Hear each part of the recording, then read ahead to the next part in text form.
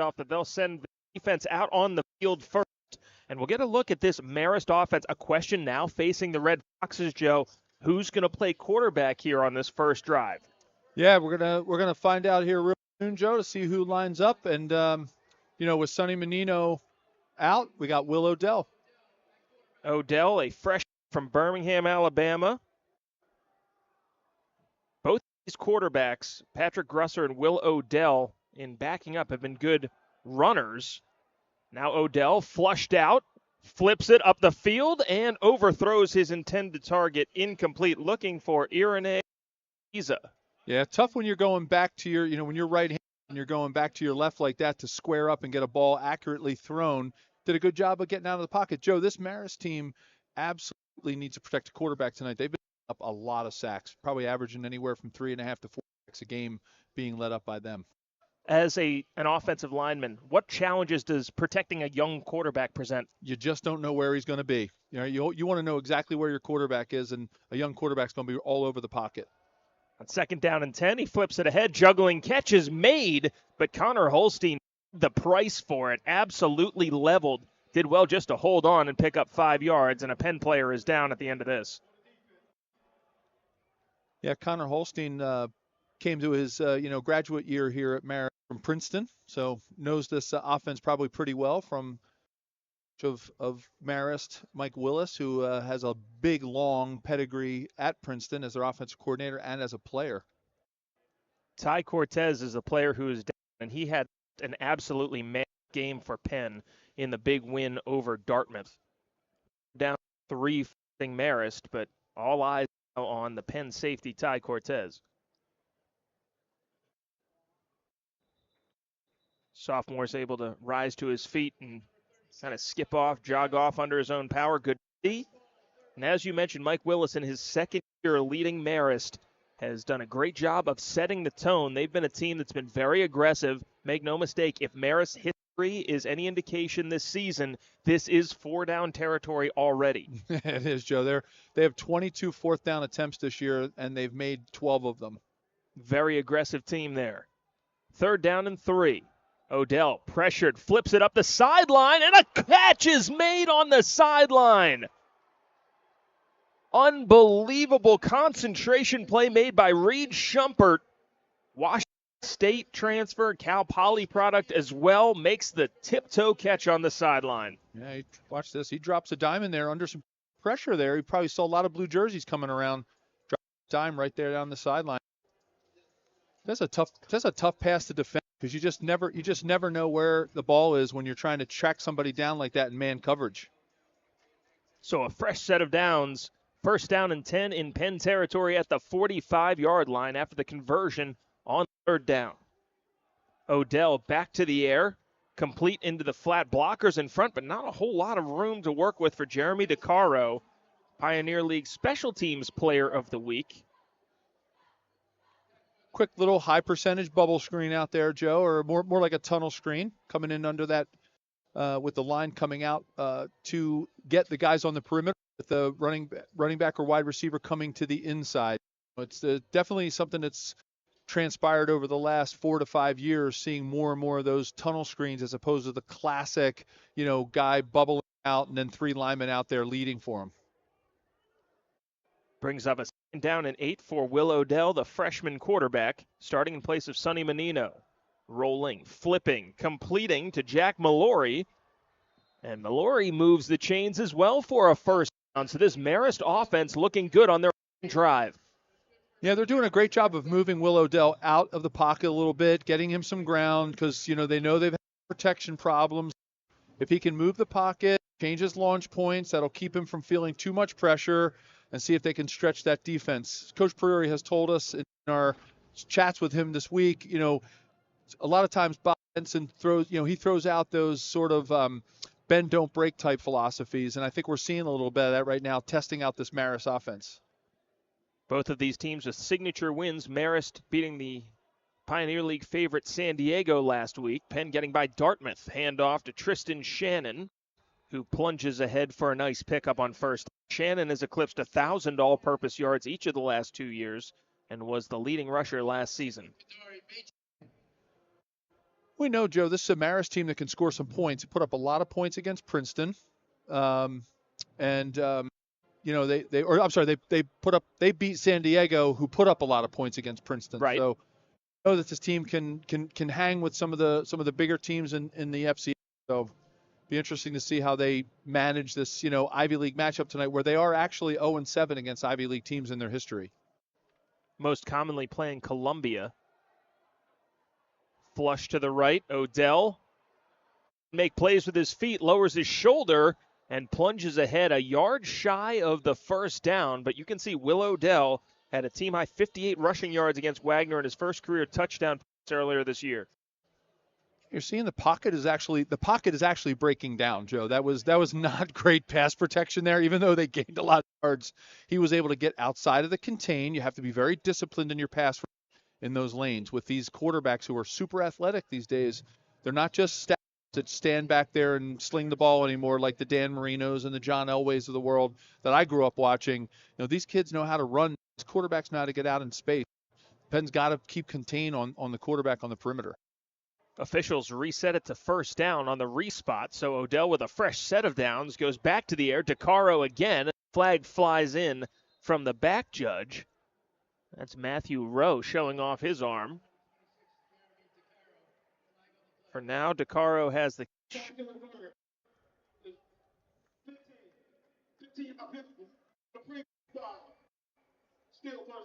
Offensive pass interference against Reed Shumpert, and that does so much damage, Joe, to an offense that was humming. Yeah, especially, a young quarterback. He's got his momentum going. Now he's got to back up, he's got a ground to carry. Now, Joe, we know that this Marist they like to gun on fourth down. They have 4 touchdowns over 25 yards on fourth down attempts. So they will take shots on fourth down. And, for them right now, this is absolutely has to be for this team statistically 4-down territory. First down and 25 now for Marist. Odell rolls, flips, complete, short completion, and good coverage that time by Cole Olston. Comes out and makes that stop after the short pickup. Not a whole lot for DeCaro there. Yeah, they reacted really quickly to that quick pass. These high percentage passes, Joe, really are more like running plays than they are pass plays. Get the ball out quick, give the quarterback some confidence of getting the ball out of his hands, see if the wide receiver can make some yards after catch, make a few people miss, but Penn really collapsed on that nicely. Brings up a second down and 22. Inside 10 minutes to play here on this opening drive of the game.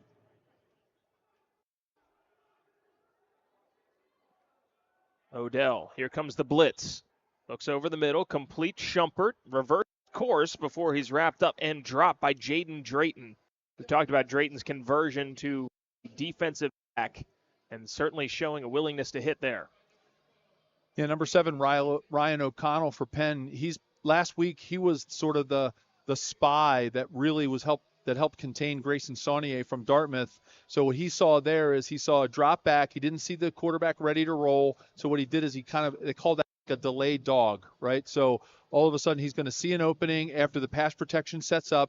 And he's going to make an attempt to get in the quarterback's face. And that's what Ryan O'Connell did a lot against Grayson Saunier, and it worked. So I'm assuming Bob Benson's going to do it more this week. 3rd and 18. Here comes the pressure. Odell hit as he throws, got it away. Shumpert another catch before he's wrapped up and dropped from behind by Ryan O'Connell. Near the original line of scrimmage, it'll be 4th down and 11. And out comes the field goal unit. Yeah, good decision on Coach West's part here to get the 3. Young quarterback, points on the board, give him a little tiny bit of a cushion, get something going, rather than try to capture a 4th and 11 here. 43-yard field goal incoming here from Samuel Lius, freshman from Alpharetta, Georgia. Should be long for the season. Kick is up, and it had plenty of leg, and it's good. Marist has to settle for 3 on their opening drive, but Penn's defense able to get them out of the end zone. First look at the Quakers offense when we return. It's Friday Night Lights at Franklin Field. right? You put all your heart and soul into a game where, it's been a long time since Penn has beaten Dartmouth here at Franklin Field. Marist is a program that's on the rise with a second-year coach coming in from Princeton. I mean, two teams that a lot of emotion on the field. It's hard to keep that up. Kick goes out of bounds, so Penn's going to have good field position here. Kick is out of bounds. Yeah, talking to Ray Priori and Mike Willis earlier this week. Tell very, very well trained in how to deal with us pesky media folk. Yeah, they don't want to give away too much, right? Because they never know what we're going to say up here. Joe, in this day of technology, I mean, there is so much film out there on teams. Everything is posted on different kinds of software programs and websites where you can go and watch film. It's not like the old days where we used to trade 16 millimeter reels. And nowadays you can watch a team play on streaming, like on ESPN Plus. You can watch anything. So there's a look at Liam O'Brien in this Penn offense, and we talked about how strong O'Brien has been this season. Really brought the team back. You don't want to say single-handedly, but he set the tone against Dartmouth. This is how, with his legs getting to the outside, O'Brien with a pickup of 8 on first down. And that was a nice three-way RPO there. He had the quick out and he had the run. I mean, you saw him actually go progression on that play. Decided the give wasn't there to run it up the middle and didn't have the quick out, and then just take it with his legs. It's tough to cover, especially when you've got two of the best receivers in the Ivy League split out wide, BZ Owens and Jared Richardson. Alex Haight is the third member of the troop, and he makes that catch before he's wrapped up and dropped by Nate Robinson Jr. Haight making the first catch. Yeah, I like the way that he used Jared Richardson right there.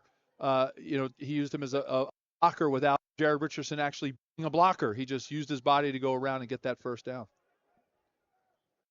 Fresh set of downs for Penn, first down. Play action. O'Brien deep over the middle, through the hands of Haight. Incomplete. Once again, it was Robinson on the coverage. Yeah, a little cover 2 back there, Joe, just trying to split that zone, go right down the middle. I think quarterback like Liam O'Brien, as he starts to get his sea legs, he can see those zones pretty quick and knows, where to hit the receiver and when to hit them, and they split that zone really nicely there. It's kind of been a Friday nightmare for Penn. They've dropped 6 straight home night games dating back to 2017. Looking to change that here tonight. O'Brien does hand off to Julian Stokes, and Stokes backpedals his way near the first down. Still some work to do for Julian Stokes, who leads all of college football with 195 all-purpose yards per game. Yeah, I mean, he is a triple threat on the field as a running back, kickoff returns, punt returns. I mean, was a receiver last year. Yeah, just chewing up yards this year. Third down 4 as Stokes motions into the backfield alongside O'Brien. Seen a lot of 3 down linemen from Marist this season as O'Brien rolls out, flips it, complete first down yardage and more to Davis Ellis, the senior. Sure hand, reliable, moves the sticks. What pressure Liam O'Brien put on that defense right there, because you didn't know what he was going to do. And, if he was going to get it with legs or he was going to throw that ball, and it really put a lot of pressure on that coverage. Speaking of pressure, this diamond formation is set up here. And now take a look here. Even though it's covered, what do you notice about the box, Joe? I'm trying to figure it out, Joe. You'll have to tell me. Super light. There goes O'Brien. Flag is down. We'll see. I got so caught up on the diamond there. My geometry was off. We got diamonds and boxes and rhombuses. I was like looking at the diamond. I'm like, box, Joe, it's a diamond. But yeah, you're right. They were really late. I don't think Marist really knew what to do there with that coverage there. Take a look. So much room for O'Brien. But we'll see about this. Was the formation legal?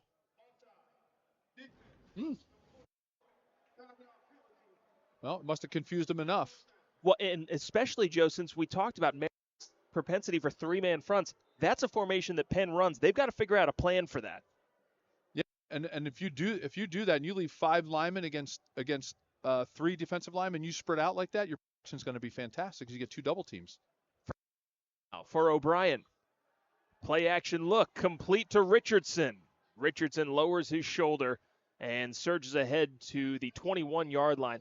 For Richardson, a game not up to his standards statistically last week. You saw some frustration brewing later know that he's excited to put something more positive on tape this week.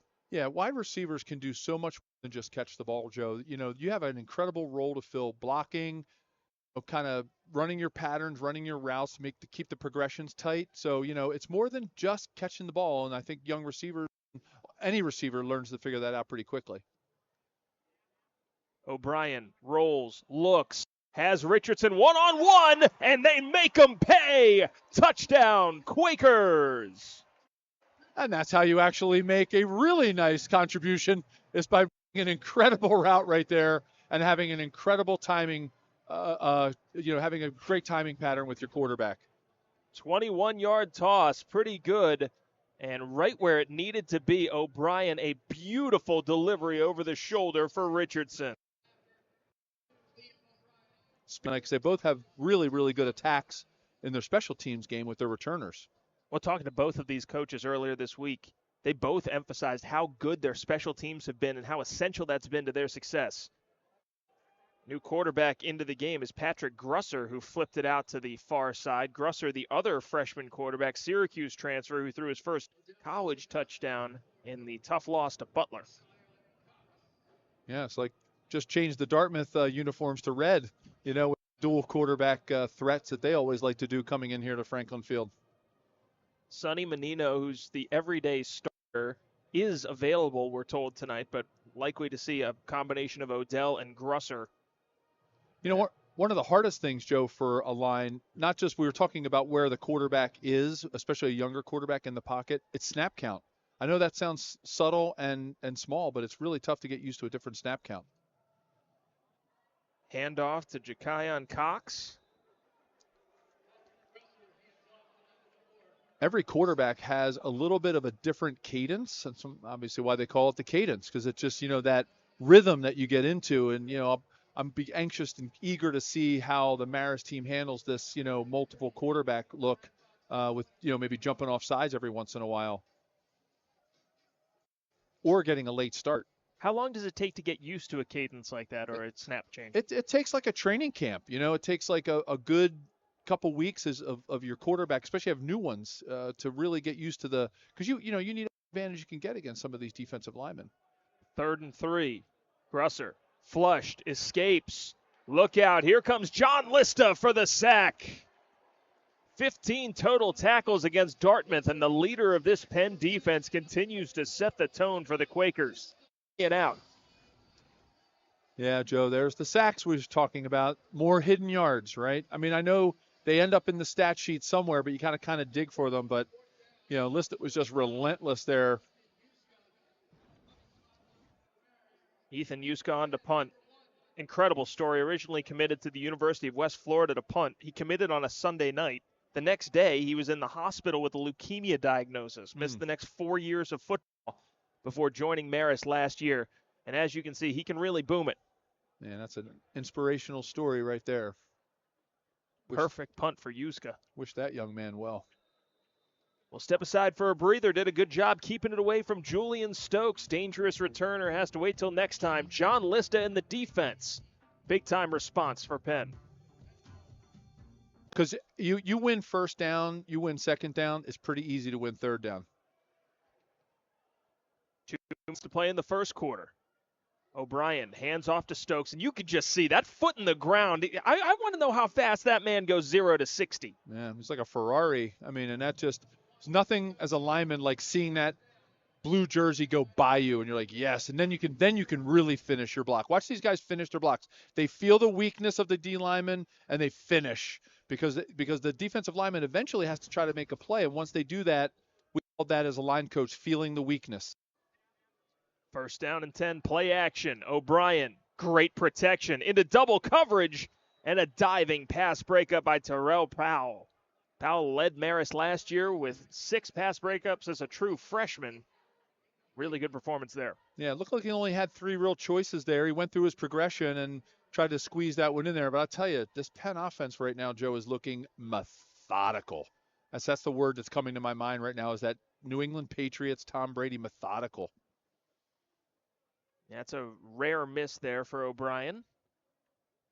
You can see his completion percentage near 70%. O'Brien keeps and is swallowed up. Garrett Carter making the stop. Landmark Conference Defensive Player of the Year last year at Susquehanna. Now here at Marist making a big play. And this is the first kind of adversity that this Penn offense has faced. Yeah, I think what we're going to probably see here, Joe, is something mid-range. I think if Greg Kamara can get his receiver somewhere around the 40-yard line and see if they can get that extra couple of yards after catch or go for it on 4th and 2. I don't think he's going to try to go for it all right here. I think he's going to try to just take a nice chunk out of this. O'Brien, play action. Good protection again. Has time. Looks, fires over the middle to Haight. First down yardage for Penn. Unbelievable. How long can you be asked to cover Alex Haight getting free in the middle of the defense? Yeah, I mean, I think that's exactly what Greg Kamara was looking for. See, 3-man rush, Joe, I'll tell you, it really does give the offense an advantage from a protection perspective. Obviously, that allows guys in coverage, especially on 3rd and long. But, man, he had all the time in the world. Big delivery by Liam O'Brien to Alex Haight. 10 seconds to play in the first quarter. Let's see if they run one more play. O'Brien to the air. Richardson on the screen. Gets outside. Lowers the shoulder, and a nice pickup there on first down by Jared Richardson. Yards per game. And you were talking about Jared Richardson, Joe, and why he was maybe seemingly ineffective last week. Penn threw to 9 different receivers last week against Dartmouth. A lot of people getting into the act as Julian Stokes surges ahead on 2nd down. And Stokes has already kind of set the tone on the ground, as has O'Brien. And you know that Penn would love to be a little bit more balanced and not ask so much of O'Brien to throw it all the time. Mm-hmm.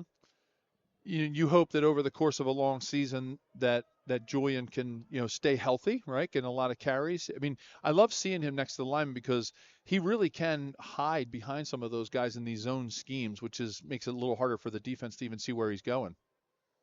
Kind of like that Jahmyr Gibbs from Detroit Lions. 3rd down and 3. Here comes the heat. Handoff. Stokes fighting forward. It's going to be close. Depends on the spot. Marist was ready that time. Nate Furrow surging up from the middle of that defense. Looks like it's going to be 4th down.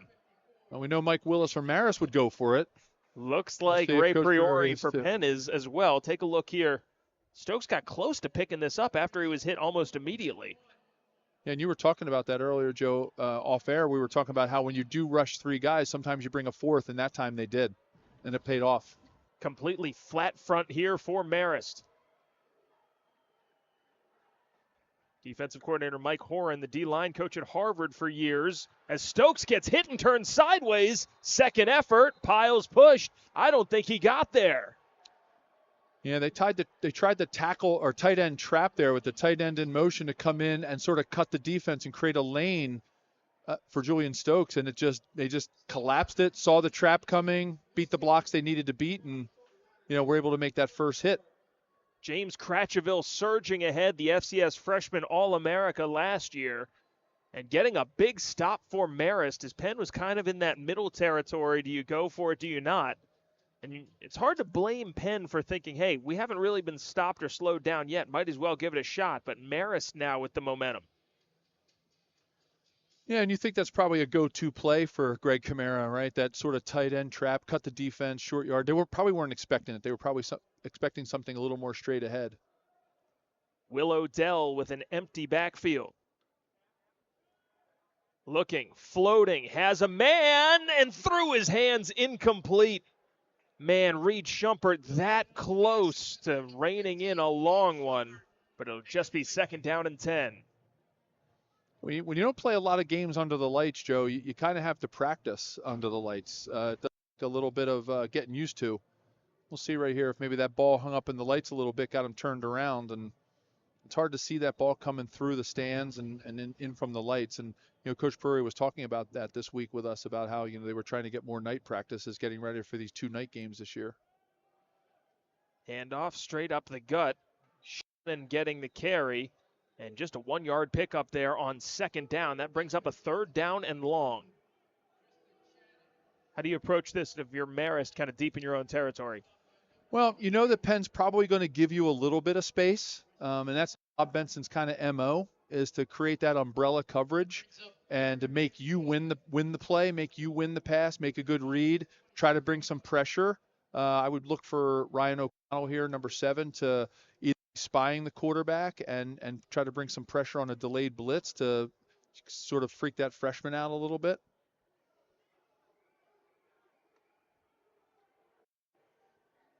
Third down and 8. And there he goes. Yep, absolutely. Odell to the air and overthrows Shumpert, but a flag down.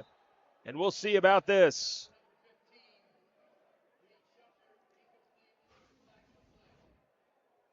So you can see Ryan O'Connell coming, bringing some more pressure, trying to flush that freshman quarterback out of there. He threw a little bit of a floater. Looks as though this might be going against Penn.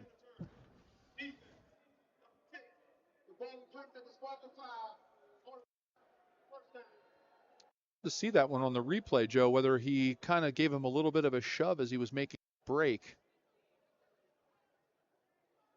Called against Alec Wills.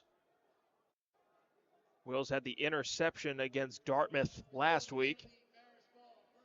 Sets up Marist to the first down and 10. They convert on the 3rd and long thanks to the penalty. Puts a lot of pressure on the secondary when you bring so many guys, as you know, because you lose your umbrella coverage. So now Odell with a fresh set of downs. Hands off to Shannon. Reverses course and was able to break one tackle, but had to do all of that fighting for 1 yard. Yeah, we know that Penn's defensive line is a little banged up. No Paul Jennings tonight. And offensively for Marist, Jackson Connors McCarthy, one of their biggest weapons, not available. Lincoln Cardillo, who's been a key part of their backfield, has missed several games now in a row. Now this is the time in the season, especially for Marist, who's played a few more games, where you start to have that attrition. 2nd down and 9. Inside 12 minutes to play in the half. Marist scored first with their field goal. Rolling. Odell can do it with his feet. And he tucked and got what he could. Get the feeling that this is a big part of the game plan for Marist. A couple of reads for Odell before taking off. Yeah, well, it gives the quarterback confidence, right, that they have choices. You get them outside the pocket. You don't have the constraints of the tackles coming around you. Get out on space and see if you can make something happen. 3rd and 2. Shannon gets the carry. Nice cut by Shannon to pick up the first down. Looked like he was hemmed in, but made a quick cut to the inside, and Shannon keeps Marist moving. Yeah, he really planted that foot and made a nice move. I think what everybody was trying to do was keep him contained on the inside. You could see right here, Lista tried to keep him inside, hoping that the rest of the pursuit was coming, and it just wasn't there. It wasn't coming. The pursuit wasn't coming fast enough. That's what you always expect. When you're the outside guy and you're the outside leverage person, you want to force everything back in the middle of the field and hope your buddies are coming. 1st down and 10. Odell. Flag down. Looks like this is going to go against Marist.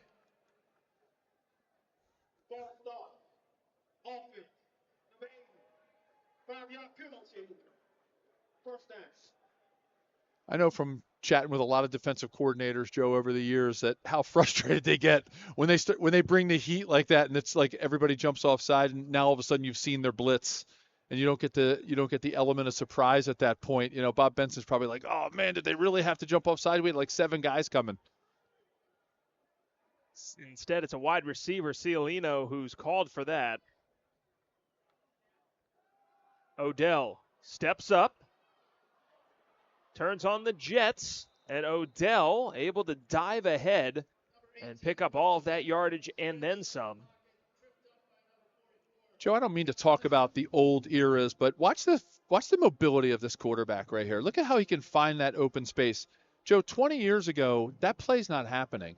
That quarterback's going to probably get sacked if he doesn't get rid of that ball within 3 to 4 seconds. The game has completely changed. You have to do these like mush rushes now as a defensive line, or you have to spy with a linebacker. As a lineman, an offensive lineman, better or worse? Oh, much better.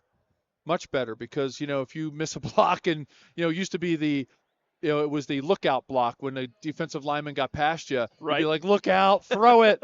Now, when that happens, quarterback runs up past you, like, whew, actually looked like a design play, even though I whiffed on my defensive lineman. No one will ever know, Yeah. Joe. First down and 10 after the Shumpert catch moves the sticks. And this is the best-looking drive since the opening drive of the game for Marist.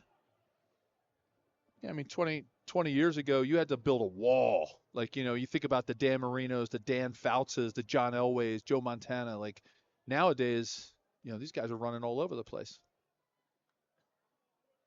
Odell flips it. Might be backwards. Penn jumps on it. And we'll see about this. Initial read is that it's a fumble recovered by Penn. Cole Olston diving on top of it. From where we're sitting, we didn't have an awesome angle. We're kind of offset. That looked backwards. I think they'll take a look at it. They probably will take a look at it. Look backwards to me, Joe. I just by where his hand was when he tried to make that one-handed catch. We'll find out when we return. As it is, Penn football. You be the judge. One more look. Of reviews, it's confirmed that it's Penn football, and Marist's promising drive undone. Liam O'Brien and the Penn offense taking the field with Joe Valerio and Corey Nido on the sidelines. Joe Torti here with you. Penn won the toss, opted to defer. An important drive here. Whipping the ball to Richardson. Richardson lowers the stiff arm, but is dragged down by the same arm. A little bit of jiu-jitsu happening at the 47-yard line. I mean, Coach Priori always talks about it. Every time we mention it, win on first down and you win the game. If you can set yourself up for third and shorts, the whole playbook is open for you, Joe. Being shadowed by Nate Robinson Jr., who chased him all the way over to this side of the field now where he's lined up.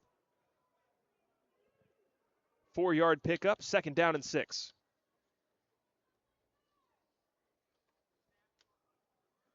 Handoff to Pup Williams, getting his first tote of the game. Williams picks up a yard there, brings up a 3rd down and 5.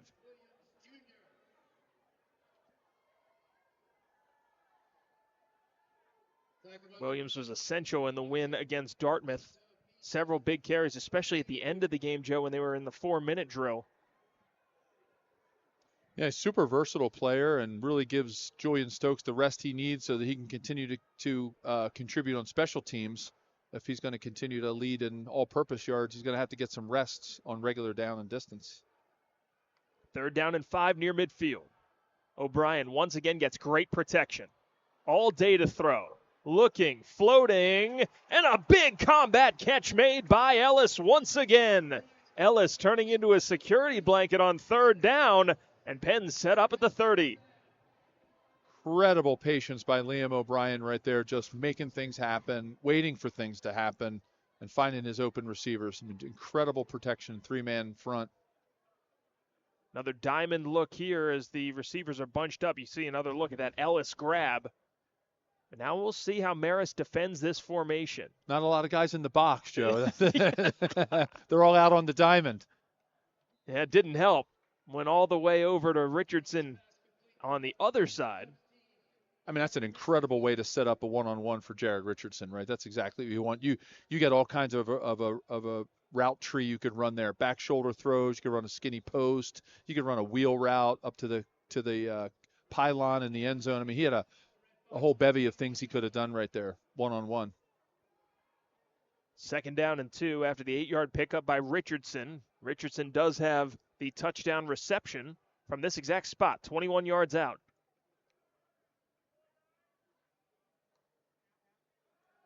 O'Brien looking his way again. Richardson, incomplete. Great coverage on the outside.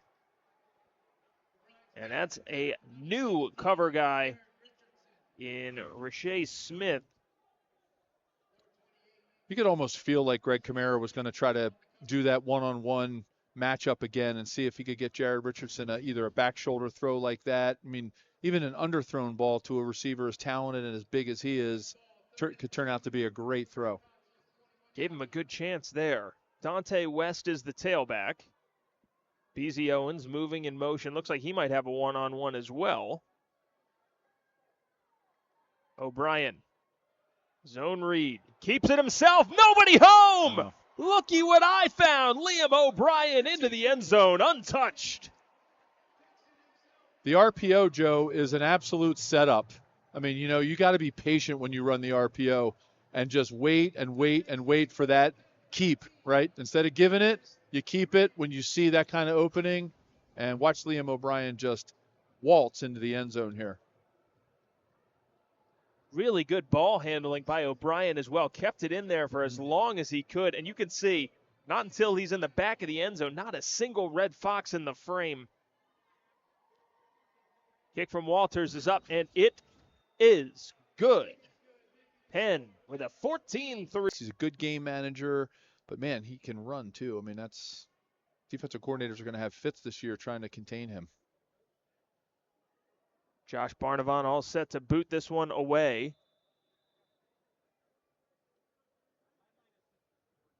Gives the all clear both ways. You can see, based on that kickoff, Penn is very focused on minimizing the impact that special teams is going to make in Marist's favor here. Players got tangled up. Looks like no flags on the field. It'll just be Marist's offense out on the field after the touchback. Yeah, there's no sense giving them more than they need, right? Let's just get the ball out there. Let your defense do their thing. Don't let them get any momentum with a nice return, which we know that Marist has a fantastic kickoff return team and some great returners. So you definitely want to try to limit that if you're trying to keep the momentum going your way. Will O'Dell leads Marist out onto the field. They were marching on their last drive before a backwards pass resulted in a fumble recovered by Cole Olston of Penn. 1st and 10 from the 25. And not a whole lot there on the first down carry. Sion Cox getting that carry once again. Yeah, with some of the injuries they have in the backfield, they're trying to spread the ball around and see if they can make something happen, rotating some guys in, get some fresh legs in, see if they can find some of these holes that the line is trying to make with this defensive front of Penn. 5:15 left here in the half. 2nd down and 10. O'Dell with an empty backfield. Pocket collapsing, gets it away anyway. DeCaro makes the catch. Olston's able to drop him there after a pickup of 4. Yeah, I think defensive coordinator Bob Benson from Penn was giving Marist a little bit right there. Let him make that short catch. He knows he has cornerbacks and linebackers that have good closing speed. That's the key to being a sort of a bend, don't break type of defense, Joe. If you're going to play that kind of soft coverage, got to make sure you have guys who know how to tackle and have good closing speed.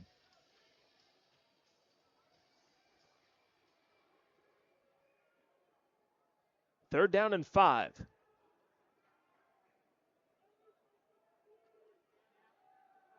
O'Dell flushed again. Escapes again. Nice move from O'Dell, but he gets spun down a yard short of the first down. Looked like he might have been able to stretch out, but I'm just impressed he wasn't dropped at the line of scrimmage. Yeah, they were in a man lockdown coverage right there. And, I mean, they had man all across the board, brought some extra guys, and he just kind of found that open spot there with the breakdown in the rush, which you never would ever say that in the past, a breakdown in the rush.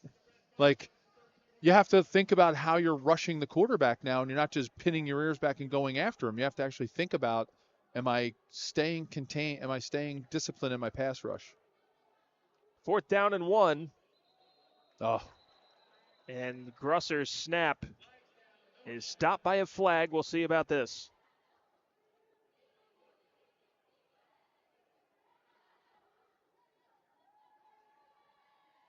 Well, while they're talking about it, Joe, this is a coach's worst nightmare who likes to go for it on 4th down.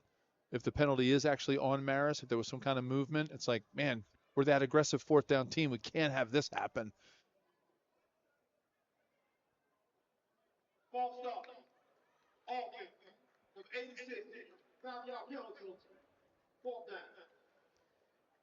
Called on the tight end Brody Eaton, local product of Malvern, PA. And now take a look here at the flinch.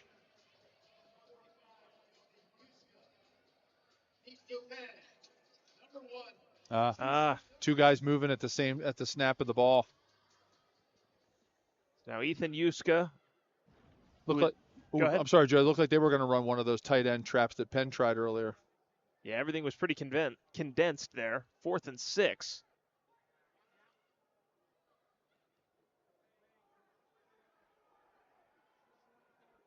Yuska's punt bounces at the 35, takes a big Marist hop. And once again, keeping Stokes out of the return game, it's set up at the 25-yard line. And that's where Penn's offense takes the field. Trying to put points on the board in the last 2:57 until halftime. They don't have anything. They did a good job of containing him, spreading him out, making him run parallel to the line, and then you just throw it away and just roll up and do it again. Don't try to force it in. Living to fight another day, 2nd down and 10. With Joe Valerio and Corey Nido on the sidelines, I'm Joe Torti. Thanks for joining us here on this Friday night. Be the first of 2 Friday night games for Penn. They'll also play Halloween night against Brown right here at Franklin Field on ESPNU. Yeah, wear your costumes. Absolutely. What are you going as? I don't know what I'll be this year, Joe. Maybe an insurance broker. Oh, that's what I do by day. Sorry. Alex Haight putting on the superhero cape because he went flying through the air to make that catch. And how good has Haight looked tonight? He really is. He's really using his speed. Not only vertically, but I like what they're doing with him horizontally with his speed. It's really opening up the defense. 1st down and 10 as Haight using that speed to get loose, and O'Brien stands and delivers. O'Brien rolling out on 1st down, has it all, looking for it. Richardson behind the D, makes the catch. Richardson climbs the ladder to make that grab, and Penn set up in the red zone. What Liam was able to do on that, Joe, is he was able to get the whole defense flowing that way. And when you have a good enough arm to throw a ball like that, it's incredible what can happen across the field. 2-minute timeout. Jared Richardson saying they're too small. Now, it's not that they're small, man. Guys in the right spot for that particular play, and Liam got what he could out of it. Lost a yard there, and the clock stops as well as we're inside 2 minutes. Both teams with all 3 timeouts.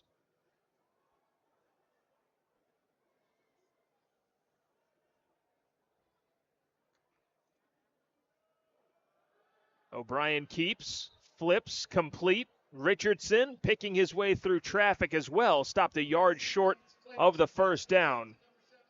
Adair making the stop again. Yeah, that was a classic horizontal stretch play where you have guys all along the line, same distance from the quarterback, just positioned at different spots along the field, and you're stretching the accordion across the field as opposed to vertically. 7-yard line. Now 3rd down and 2. Stokes is the back. O'Brien keeps, looks, end zone, broken up, incomplete. Was looking for Ronan Johansson. Yeah. Going down the path that they did against Dartmouth last week where they were just, picking their shots against a bunch of receivers for Penn. They had, like I mentioned earlier, they had 9 different pass catchers in that game against Dartmouth. Lining up to go here. 4th down and 2 from the 7-yard line. Donnelly comes in motion. No flag down. Looked like it might be a free play. Thrown up, and it's broken up, incomplete. No flags on the field. O'Brien saying that should have been free, but there you go. We talked about this a couple weeks ago, Joe, where how do you know if it's free? That time it wasn't. You have to kind of take a guess as a quarterback. You're thinking about so many things. I'm always surprised at when they can actually see it. Because, you're trying to look at your coverage, you're trying to look at your routes, and then there it was. And Richardson saying that he got bumped on the way as well. Either way, a good defensive stand from Marist to keep Penn out of the end zone. And now they're sending their offense out onto the field from their own 13-yard line. One thing I saw on that play, Joe, is, I think what happens with a quarterback and a receiver when the magic is there, you just like, oh, that's my guy tonight. We got the battery going. Julian Stokes was actually wide open for there. First down. If he just would have gunned it in there, we know that Stokesy can catch that ball, and he fires that ball in there, and they get the first down. But you get caught up in the whole magic of your battery. Now a flag down. There have been a lot of pre-snap issues so far in this game.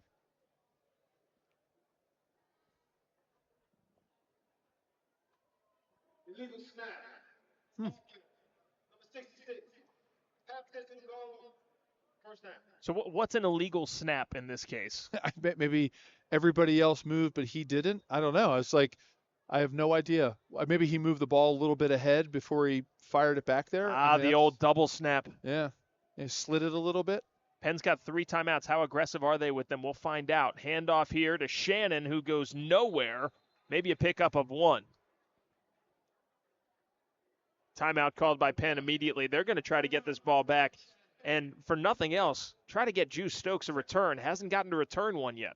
Yeah, I think John Audino, the special teams coordinator, running backs coach for Marist, was actually he was the quarterbacks coach when I was here back in the 90s. And, great to see Coach Audino tonight. He actually let me go out and long snap to the punters tonight. So I got to, pre-game, I got to go out and snap to his punters a little bit. Well, you still got it, I bet. I still fired it back there, 15 yards. I don't have the speed I used to, but I had the accuracy in the spiral. But you never kind of lose, like riding a bike, Joe. You don't really lose that.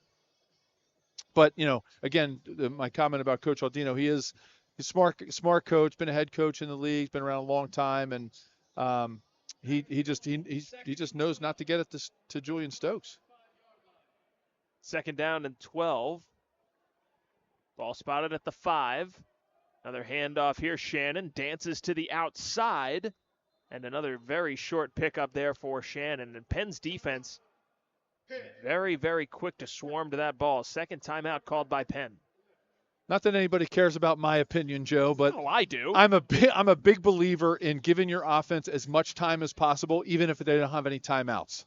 That's just a philosophy that I really buy into and believe in, that I'd much rather, as an offensive coordinator, have more time with less timeouts so that I can, use the sideline, use the markers as you're moving the sticks to stop the clock, rather than, getting the ball with a little bit of time and a lot of timeouts. That's just my personal opinion if I were calling an offense. And I think that's what Coach Priori's kind of buying into right now for offensive coordinator Greg Kamara. It certainly has burned 2 and preserved a ton of time, especially given how far back Marist is backed up.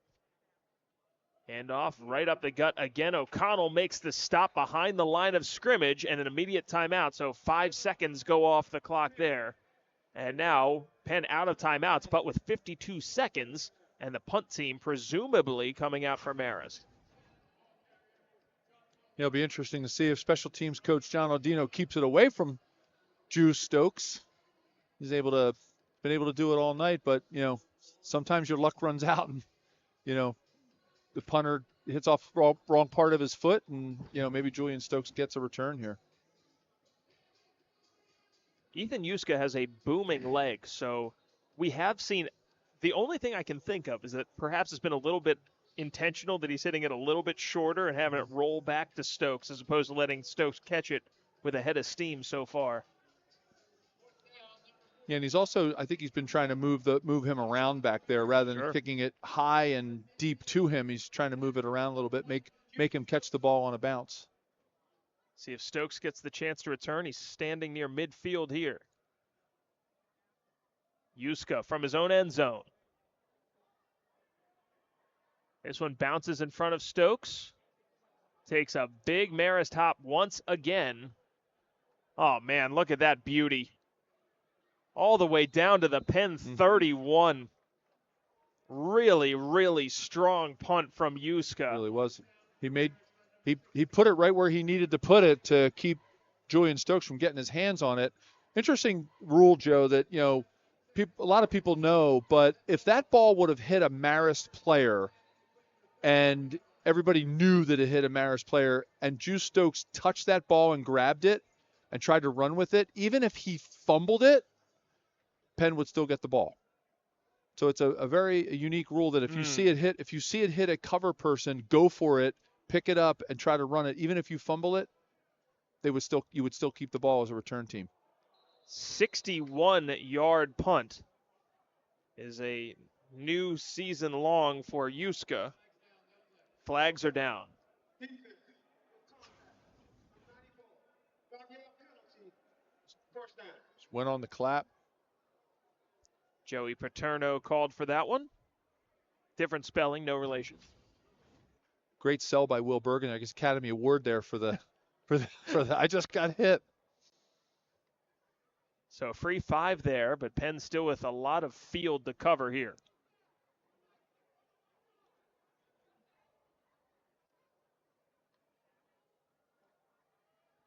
O'Brien deep over the middle to BZ Owens, who makes the first catch of the night for him.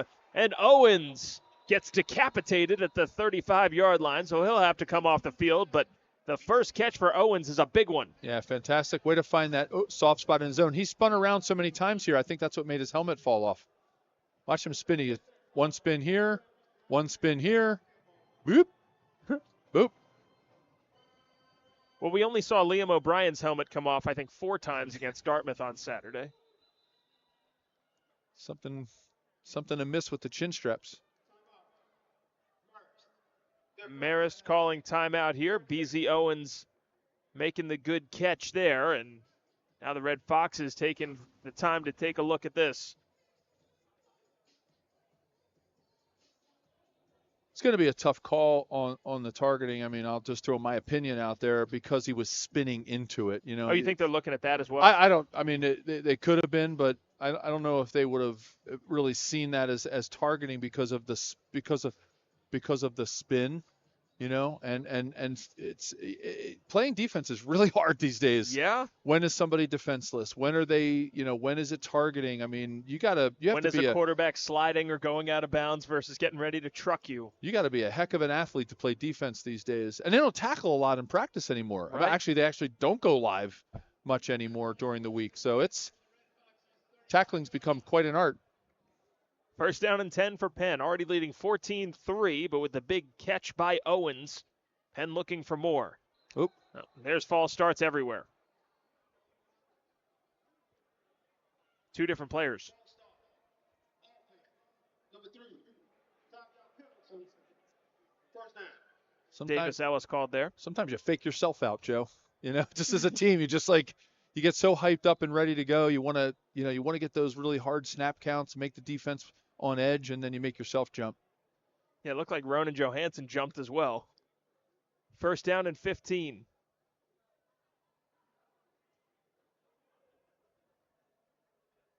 .27 seconds left in the half.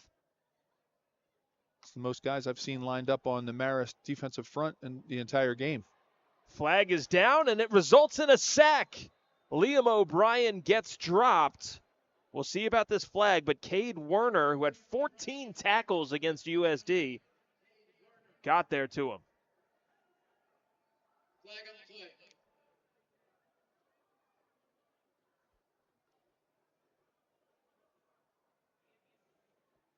Personal foul. Face mask. Offense. 67. 15-yard penalty on the previous spot. Touchdown. Called against Max Freeman, the right guard.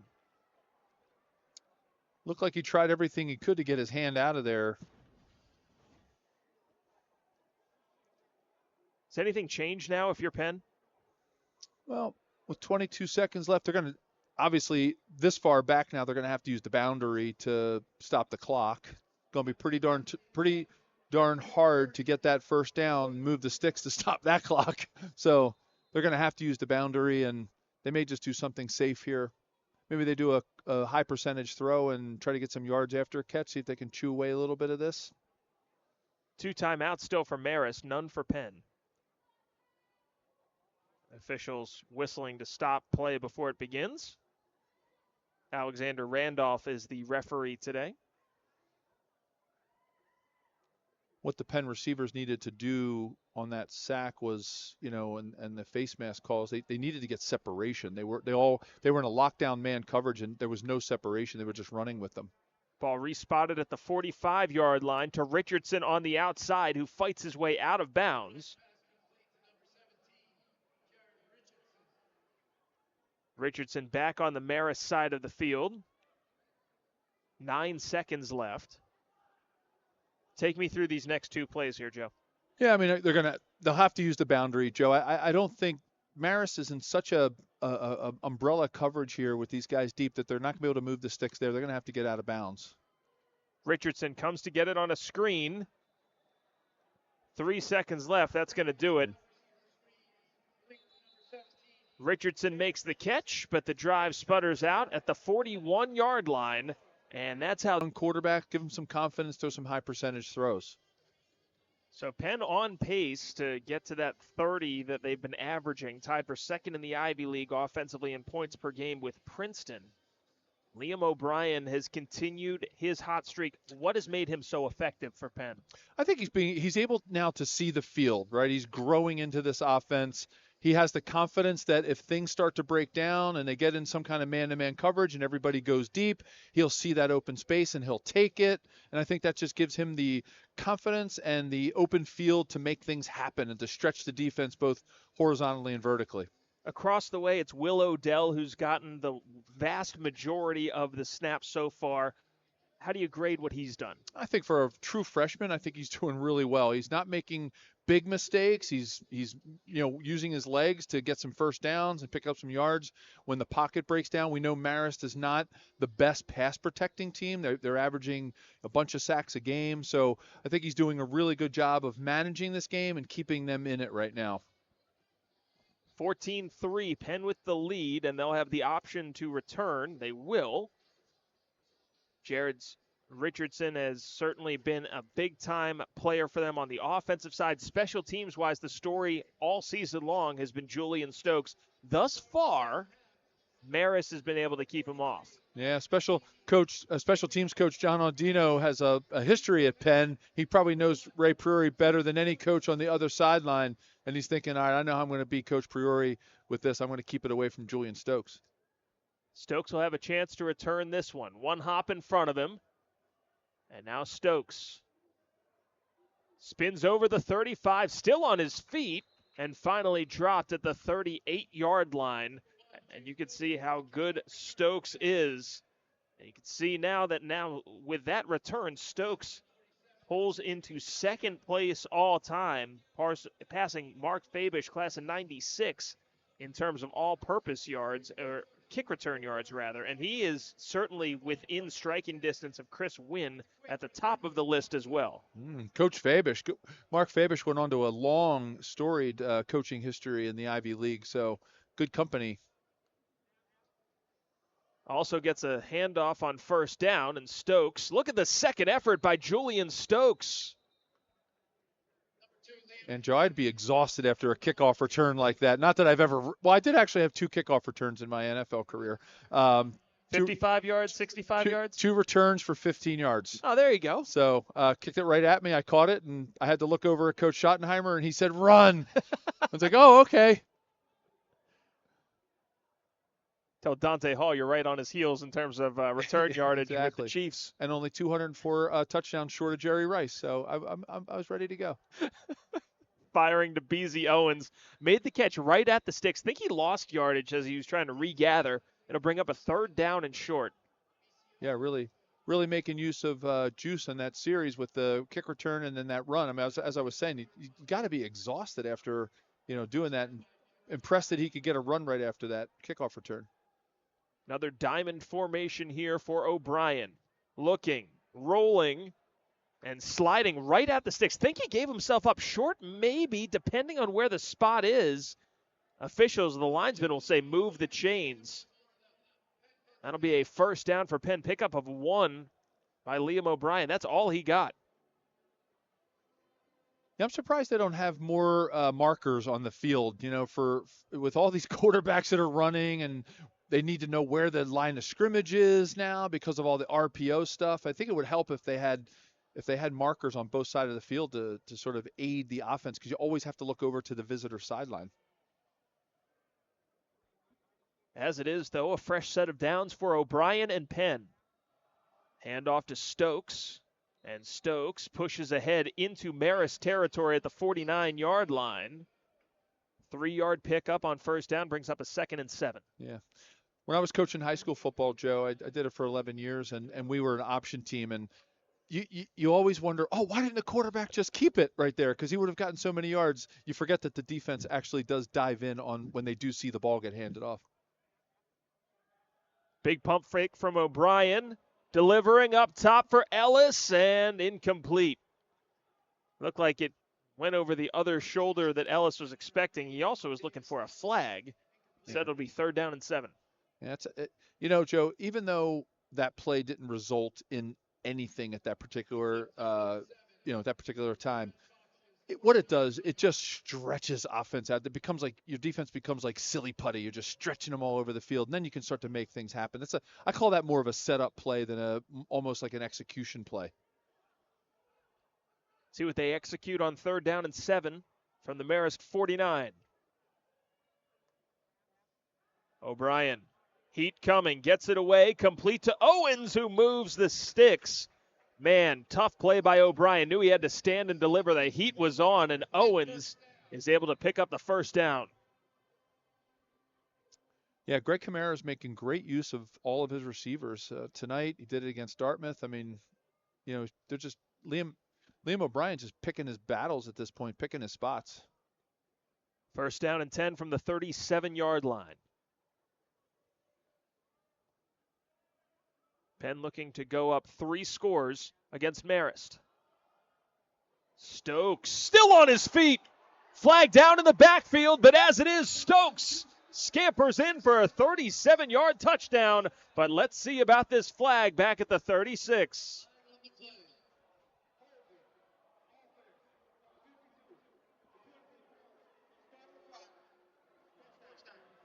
Wipes out an explosive play by Julian Stokes. And holding is the call. Take a look. Oh, right there. Give him that tug. It's okay, Joe. It's okay when your hands are inside the frame to grab some cloth. And, always taught that as a line coach.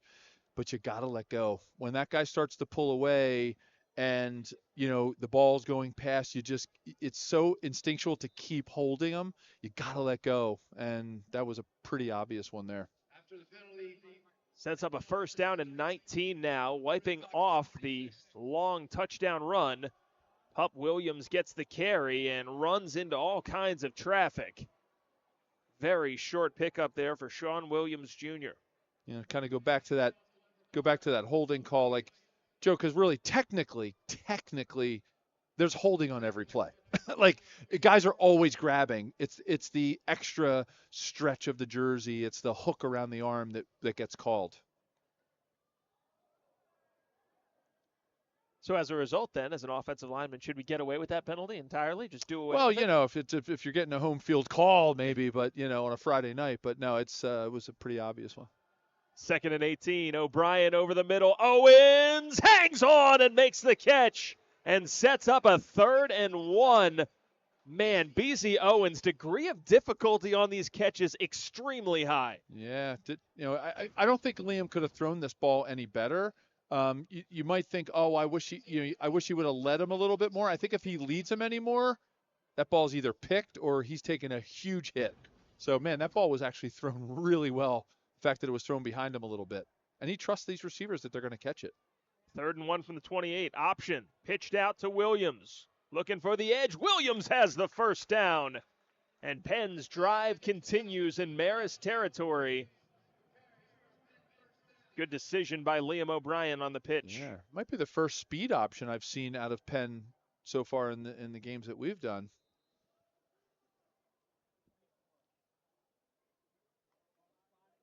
We've talked about it at some length now, Joe. This is just such a multiple variable Penn offense, but also a lot of the traditional stuff is not really in there. You don't see a ton of the traditional just handed off running game. You've seen a lot of that. Yeah, they're not like a real true zone, inside zone, outside zone team. They run a lot of, here you go. There's a classic example right there of 2 double guard pull, bring kind of like a student body right, and, let the big guys get out in front and find a little hole behind them. And it's your quarterback taking it, yeah. Liam O'Brien.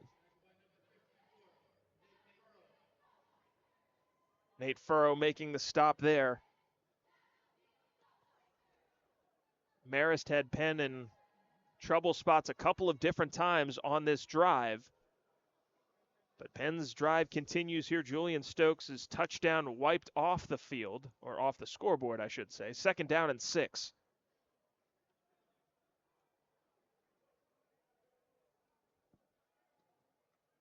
O'Brien, play action. Looking over the middle.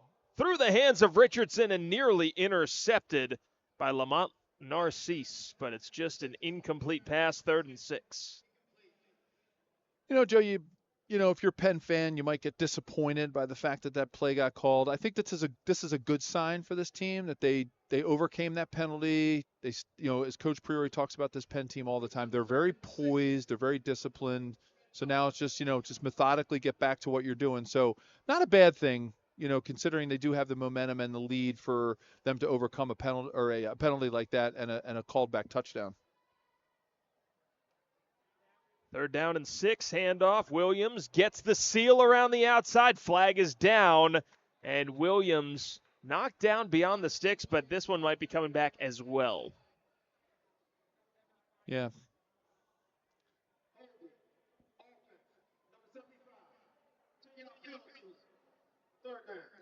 Luke Sacchetti called for that one. Yeah, Penn came into this game, one of the top-rated non-penaltied teams in NCAA FCS, and they're not really showing that tonight. Things seem to be getting away from a little bit with some of the motion stuff and the holding calls, and you gotta continue to be disciplined if you want to win football games. Ray Priori talked about it with Corey. Turnovers are the name of the game, but penalties can do the same thing as turnovers. Now 3rd and 16. Richardson in the slot. O'Brien floats it complete, and West not able to hold on. It's knocked out of his hands right at the 1st down marker. Dante West nearly was able to convert there on 3rd and long, but out comes the field goal unit. We talked about this, Joe, right? Let's take a look here at how he was not able to hold on to that ball. He had it right there. He just brought it down a little too low. Got to bring that ball down fast, get it tucked away quick. Now Mason Walters on for the 47-yarder. The freshman puts it in the air. Does it have the leg? No. No good for Mason Walter. 8:43 offensively. And also Brown leading Bryant 15-12 elsewhere in the Ivy League. With Joe Valerio and Corey Naito on the sidelines, Joe Torti here with you. This one feels like it should be a wider deficit. What's gone wrong for Penn? I mean, to put it in a nutshell, Joe, stalling in the red zone for the Quakers. I think that's really their issue. Marist just doesn't have the same momentum they had on the first drive, trying to figure things out. But for Penn, it's really just been about stalling in the red zone. Pretty simple. Trying to get things rolling here. Cox with the carry, trying to keep it alive, but just nowhere to go against this Penn defense. Nobody fully healthy this time of year in college football, but Penn's defense pretty close, especially in the middle. The two players combining John Lista and Kadari Machin to make that stop. Yeah, and the addition of Ryan O'Connell, with the spy, with some of the blitz package they have with him, and he's been pretty effective out there and kind of disrupting things, especially on the delayed blitzes that he's been running. 3rd down and 6. O'Connell's out there now. Olston gets upended. Over the middle, the tight end catches it. Holstein able to move the ball into Penn territory. His man fell down, and he found himself wide open.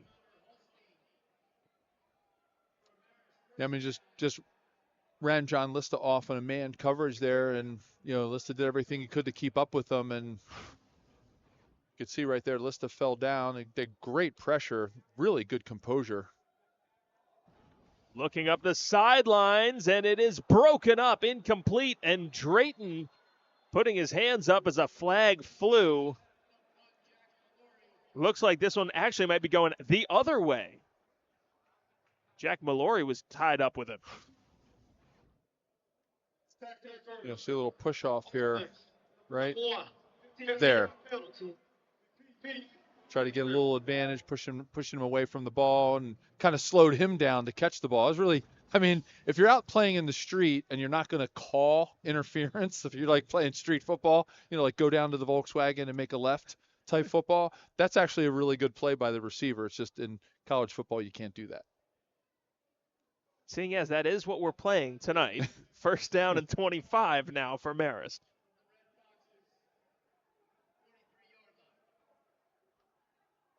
Odell, quarterback draw. Pursued from behind. And he got a couple yards there, not a ton. Rasheed Hall making the stop there for the Quakers. Yeah, you're okay with giving a little on that when it's, when you're faced with that kind of down and distance. It's okay to give up a little bit. You just don't want to give up the big play. Second down now and 20 after the 5-yard pickup by Odell. Sonny Menino, the starting quarterback for Marist, has not been seen yet today. We're told he's available, but it's been Odell and Grusser, Patrick Grusser, the other freshman. Odell gets good protection this time, floats it over the head of his intended target. Incomplete. Reed Schumpert was in the area. And that's been something that's happened a couple times when those two have tried to hook up. Just a little too high for Schumpert. Yeah, that should have been just a quick, I love a good crossing pattern. I think I like when offenses can stretch a team across the field. I think football has become such a game of the deep ball and, seeing if you can get the big play. I mean, I'm such a big fan of a 5 to 6 or 7 yard over route that, especially when you're in man-to-man and you can, lead a guy, and he just hasn't been able to do that tonight. Third down now and 20 for Marist. Odell steps up, scrambling. Here comes O'Connell, delivers the hit. Mallory makes the catch, still on his feet, and finally dropped at the 39-yard line. Jack Mallory, you saw action as a true freshman last year at 22 catches. A second target on this one, but fourth down upcoming. Super impressed with Ryan O'Connell's closing speed as a delayed blitzer. He gets after it. He picks his spot when he sees the quarterback is kind of standing back there ready to launch the ball, and he gets going. I think that's been something Bob Benson seems to be really working on, is that delayed blitz with Ryan O'Connell. Senior from Fairfield, Connecticut, now staring down a fourth down and 7 is Marist. Odell looking to the sticks, throws it low, incomplete. Drayton on the coverage, and that one just thrown out of bounds. Looked like Shump where they sit in the Ivy League with plenty of games to play. Yeah, and it's been really interesting seeing some teams on the schedule that they really haven't had any experience with in Stonehill and Marist. I think it's great that they're expanding out, trying out some different teams and getting some different competition. They're catching them on the upswing. Stonehill and Marist both ascending programs. 4:42 left here in the third. O'Brien, here comes the blitz. He escapes and throws it away. Now, what's it mean for an offense when you've got somebody like O'Brien? I know that's an incomplete pass, but that should have been an absolutely dead-to-rights play. Yeah, I mean, if you had a statuesque quarterback back there that wasn't mobile, that's one of those blindside hits that you would have seen on Inside the NFL back, from the 1980s. But, they're able to see. It's almost like he had eyes in the back of his head, and, you're very thankful you have a mobile quarterback who can get out of that. Jordan Mendoza, by the way, was the injured Marist Red Fox. He was able to get off the field. Second down and 10. Around the edge for Stokes. Stokes gets wrapped up and dropped. Beautiful one-on-one tackle. Wayne Adair able to close in and take Juice down one-on-one. Not an easy feat. Yeah, you have to go low on him. He's so low to the ground and so compact and powerful. If you don't grab those ankles and roll like that, you're probably not tackling him that well. Third down and 11. This is a Marist defense that can really slam the door. They held San Diego to 1 yard in the second quarter, 31 in the third quarter.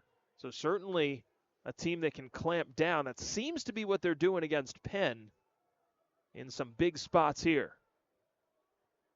Yeah, they're forcing them to make errors in the red zone. O'Brien, great pocket, steps up, hit, wrapped up, and dropped after a 3-yard pickup.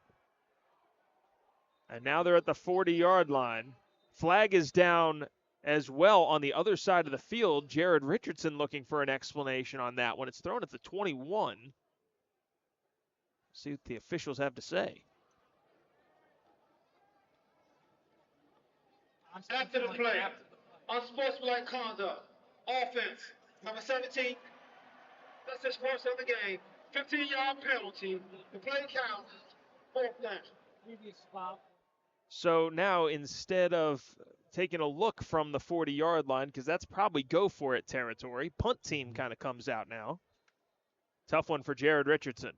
Yeah, I think, you just don't want Penn to lose that, first several games of the season disciplined approach that they had to limiting penalties and creating opportunities for yourself. And, you do so much more, Joe, as a player when you're out on the field away from the ball, sometimes than you do getting the ball or getting a target or making a run.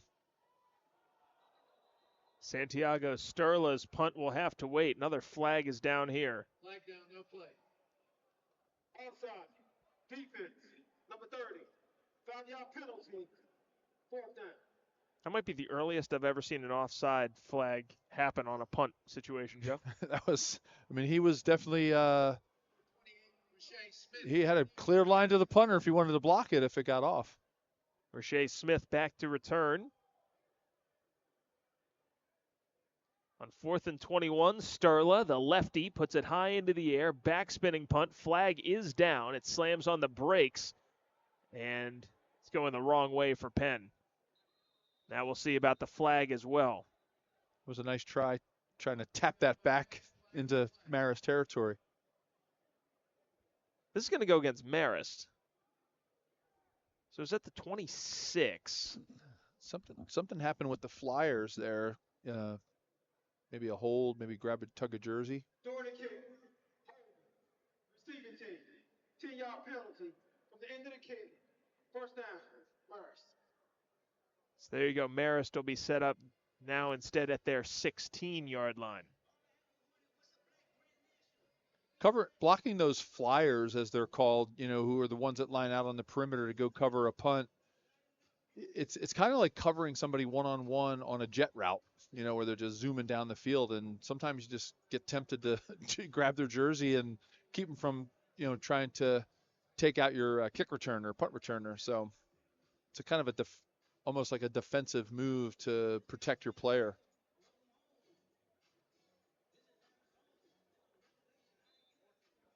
So Marist taking the field. They've got a lot of field to work with here, but a touchdown and a 2-point conversion, all of a sudden you're down 3. So Marist still very much in this game. Odell pulls it out. Looking up the sideline, floats it, and throws it away. Flag is down now. Looks like there might have been late contact with the quarterback as well. We'll see about this. Pass. Defense, number 93. 15-yard penalty. First down. Rashad Hall called for that one. And as you point out, Joe, now the 7th penalty called on Penn. It's not like Marist is playing a clean game either. They've got 11 tacked onto them, but this is not what you're used to from Penn this season. Yeah, they were, coming into this game, I think ranked 15th in the nation in penalties called on them. And, as Coach Brewery says, he said on the way out of the field, I said this before, turnovers can change a game, but, penalties can too. They keep drives alive for other teams, and they stall your own drives. Odell has his pass batted, and it falls to the turf, incomplete. That was dangerous for Marist. Talked about the hidden yardage, Joe. 11 penalties for 96 yards, 7 for 82 yards. Take another look at the Connor Janke swat down there. Carter Janke, rather. Really heads-up play by number 78, the left tackle for Marist. If he didn't do that extra push on Carter Janke, that ball's picked off. Janke playing that nose tackle role, getting his hands up. 2nd down and 10.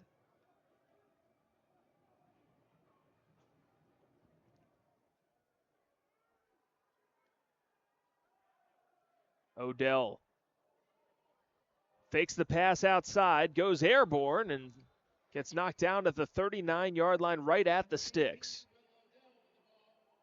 Odell's been impressive as a ball carrier. We've been talking about Liam O'Brien and his ability with his legs, but Odell, a different kind of runner for Marist. Yeah, Penn made it easier for him there. They ran an X stunt over on the left side, and the tackle didn't get back out to have contain while the end went inside. Odell surges ahead for the first down. Number 18, Will Odell, carries for the Marist, first down. First and 10 for the Marist. Taking a look at the quarterbacks. Sonny Menino, the leading rusher on this team at 6'5", 245. Then you're thinking, okay, well, that's the big running quarterback. Will Odell right behind him, 6'4", 230. Yeah. Those would have been linemen when I was playing here at Penn. They would have been all lining up next to each other as guards and tackles. 1:33 left in the third quarter. First down and 10 for Marist. Looking for their first win over an Ivy League team. Hand off to Shannon, who hasn't been able to get a whole lot going. That's his best run of the day, 5 yards. You know, the thing you want to do as an offensive line in these types of games, if you're hanging in close, you want to keep wearing the defensive line down, keep wearing them down, stay after them. And I could see why they would want to run the ball here a little bit and not try to get all, 11 of these points back fast. Just, chop away, because eventually you're going to wear the other defense down. Because playing defense, Joe, is literally the hardest thing. Playing defensive line in these situations is the hardest thing to do in football. Second down and 5. Odell calls a man in motion. Play action. Steps up. Hit as he throws on target to Holstein. And now a flag down on the backside. As it is, Holstein has enough yardage for a first down. We'll see about the flag.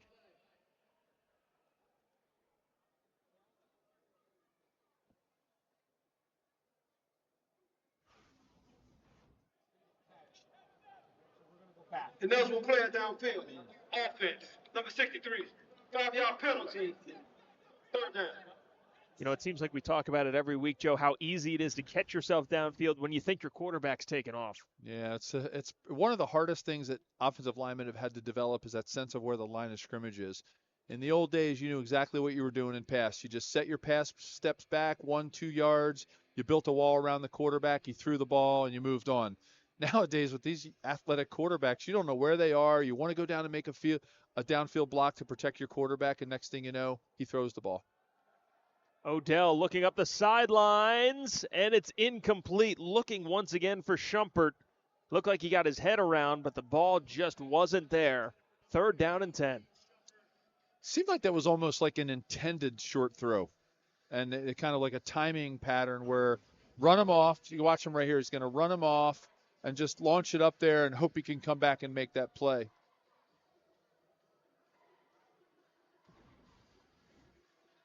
Third down and 10.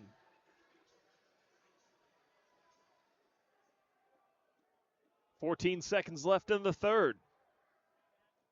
Odell back to the air. Shumpert makes the catch. Drayton shoves him out of bounds after a pickup of 6.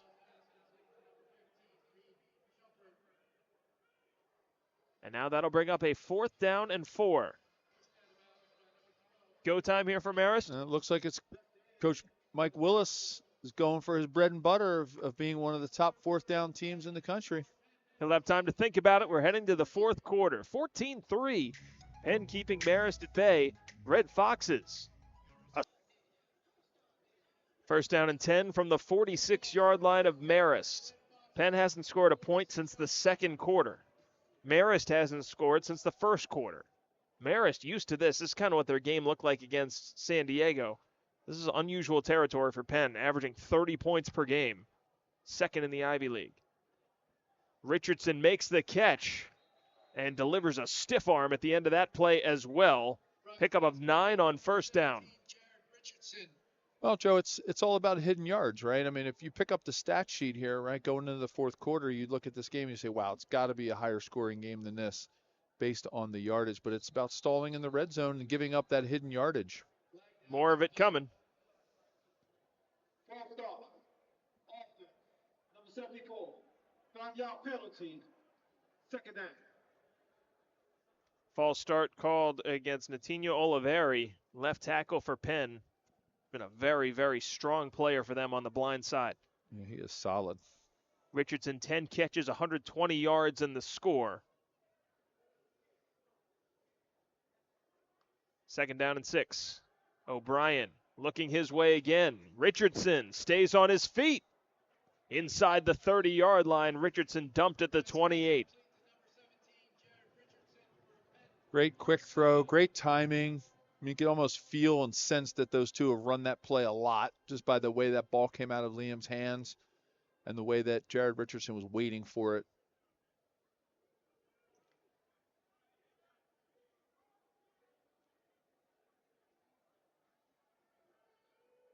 Fresh set of downs for Penn.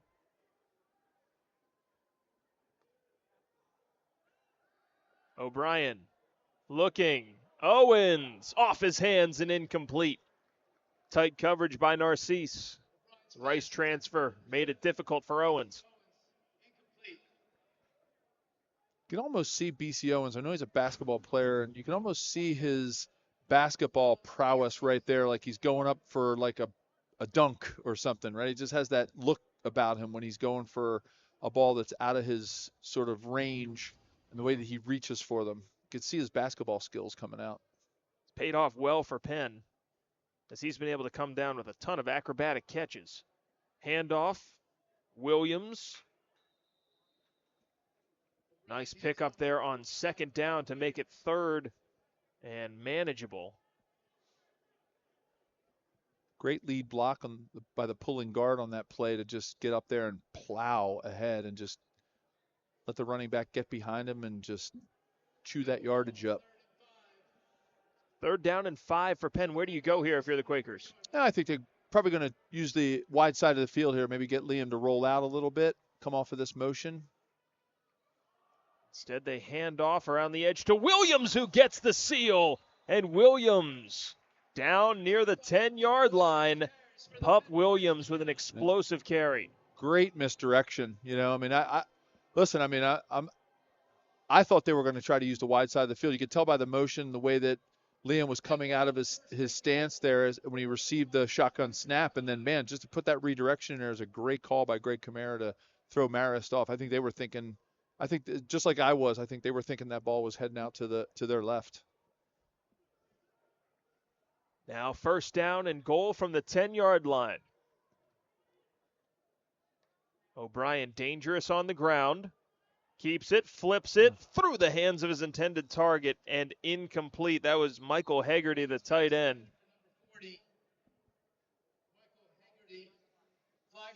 Now another flag here. Officials indicating it's going against Penn.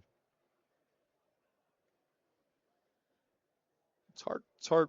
Well, let the referee make the call here, but it's hard when the guy is that close to you and you have such a good arm, you just fire it at him. Pass to the first. Offense. Number 4. 15-yard penalty. Repeat 1st down. Caden Olson called on that one.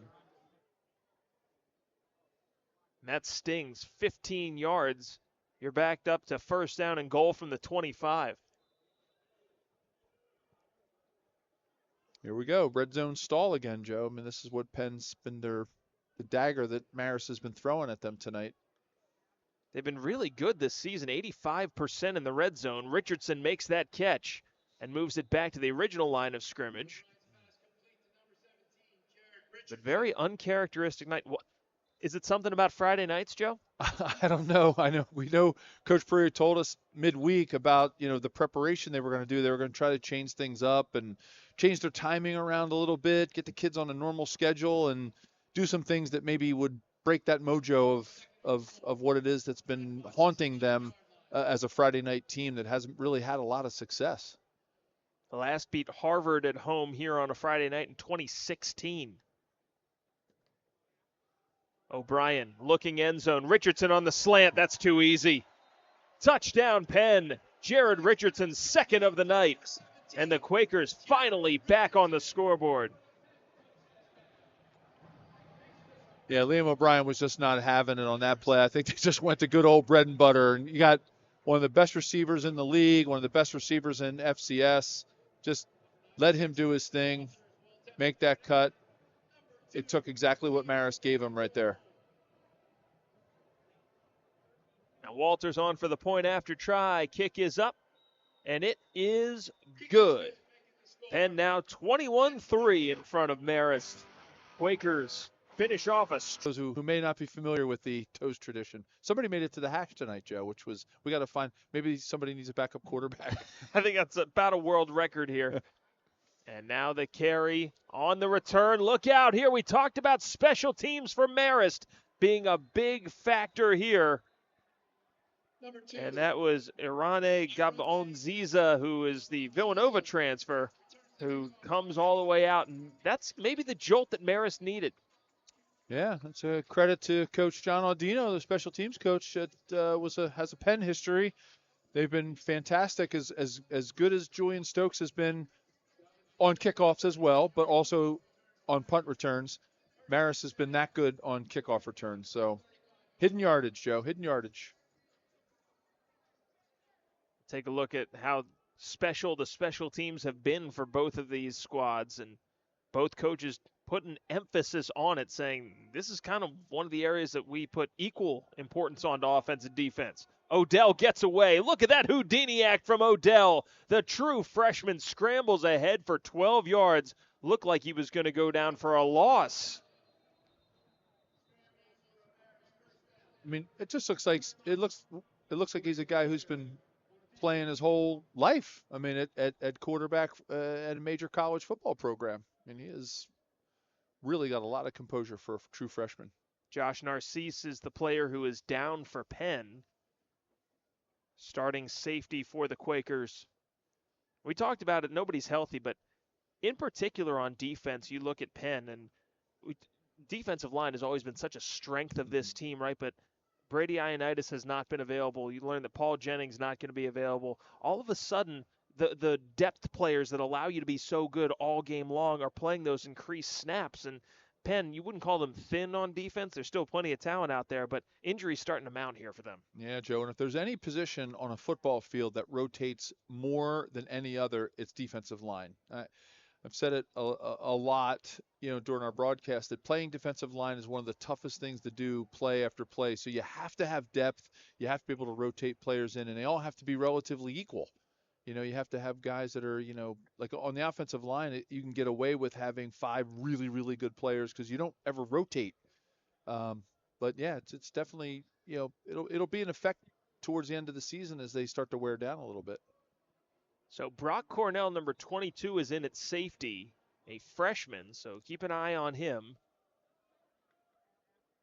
Odell, back to pass, looking up the sideline the other way, breaking on the ball, and nearly taking it away was Wills, but a flag is down, and it's going to go against Penn. Incomplete flag on the play. Defense. Number 6. Pretty solid protection. First down. Wills almost came away with that. Thought he had an interception. Instead, pass interference is the call. 11:09 to go in this fourth quarter. Marist looking to avoid dropping to 0-10 all time against Ivy League programs. First time these two have met. Penn's kept them at arm's length. Odell delivering complete. Schumpert makes the catch. Wrapped up and dropped by Ezra Fearon, who had the pick against Dartmouth last week that he tipped up to himself. I almost wonder sometimes, Joe, why they don't run that play every single time. Sure. Until they stop it. It's so counterintuitive for, I think, offensive coordinators to just keep running something until somebody stops it, and then you go somewhere else. But, man, those quick slants can be devastating if you run them right. See if they go back to it. Odell, another backwards pass. A flag is down. Halfback pass. Wide open in the end zone. And a huge collision. But a catch made. Wow. Touchdown Marist. Santino Correa makes the catch on the touchdown toss from Jeremy DeCaro. But we'll see about the flag. He was probably Offside. Defense. Number 9. The penalty decline. It took so long to develop, and he was wide open. It looked like he must have read every letter on that ball as it was coming down, as he's got 2 giant guys flying at him. You talk about a combat catch. Santino Correa making it on the delivery from DeCaro. It hurts a lot less when you catch it, Joe. I believe he popped back up. It hurts a lot less when you catch it. Correa, the Delaware transfer, second year in the program. And now a 2-point opportunity upcoming for Odell and Marist. Back to pass, looking, high delivery on the slant, and it is broken up, incomplete. No flags on the field, so it remains 21-9. Tight coverage on that play by Penn. But Marist gets into the end zone, a 29-yard touch, the kickoff return. And you don't see that every day from Stokes. He's dropped at the 20-yard line, about a 3-yard return after maybe that one got caught in the lights. You've been talking about that all night, Joe. Yeah, they made him work for that one. They're definitely not kicking it right to him for sure. And then he took his eyes off it for just a second. Because, you know, when you catch a ball like that, Joe, and not like in a traditional manner where the kicker just kicks it right to you, you know, your first thing is, where are the players? Where are those white and red, you know, those red pants and those white jerseys? And you look up for just a second, and that ball's shaped funny, and it falls right out of your hands. As it is first down and 10 for Penn from their 20. This is about the worst field position they've had all night. O'Brien looking, has Richardson again. Sliding catch made at the 40-yard line. And Jared Richardson continues to be Mr. Reliable, 14th catch of the day. And he's almost at 200 yards receiving. Well, Joe, because I am a card-carrying member of the Fools, the Fraternal Order of Offensive Linemen, I do have to give a lot of credit to Penn's offensive line tonight. They are giving these guys plenty of time to make those connections. That's certainly been the case. O'Brien has had tons of time to throw. Dante West into the secondary. And West goes all the way into Marist territory at the 41-yard line. Good to see on that carry from Dante West. What was interesting about that one, Joe, is he ran into the back of one of his big offensive linemen, and I think Marist lost where he was. And as they were, you know, looking for him, literally looking for him coming out of the backfield, they couldn't see him, and then he just popped out of there. So, you know, sometimes running into one of your guys is actually a pretty good thing. Who knew? Might be a new play. First down and 10 for Penn. Ball at the 41 of Marist. Play action. O'Brien flushed right. Scramble drill is on. And that one's a throwaway, incomplete. Second down and 10 upcoming. Good pressure on the play from Nate Furrow of Marist. Yeah, he was the player that we obviously profiled at the beginning of the game. And some of our highlights is kind of a sack machine there. Closed out their last win for them. 5 tackles for loss in total last week in the win against San Diego, who was receiving votes. Penn beating Dartmouth, who was also receiving votes. Short week to think about your success, though. Here we are on Friday night. 9:06 left in the fourth. O'Brien back to the air. Richardson dropped it. Don't see it every day. Incomplete. It's just like a golf swing, Joe. You know, you take your eye off the ball, you look up a little bit too much, and that's what happens catching a ball, too. You just, all it takes is one quick aversion of your eyes, and you're thinking about that guy that's closing ground on you and taking a hit, and ball just falls right out of your hands. Joe, I wish that was all that was wrong with my golf swing. Well, yeah. Third down and 10. Got a lot bigger problems than that, I think. Might have just as much success closing my eyes. It's been my golf game lately, too, Joe. O'Brien with 4 receivers. Good pocket. Finds Richardson, but skipped it in. Or did he? Marist saying it's incomplete. But the ref saying that Richardson did secure that somehow right at the sticks and move the chains. Get another look here. The previous completed pass is under further review.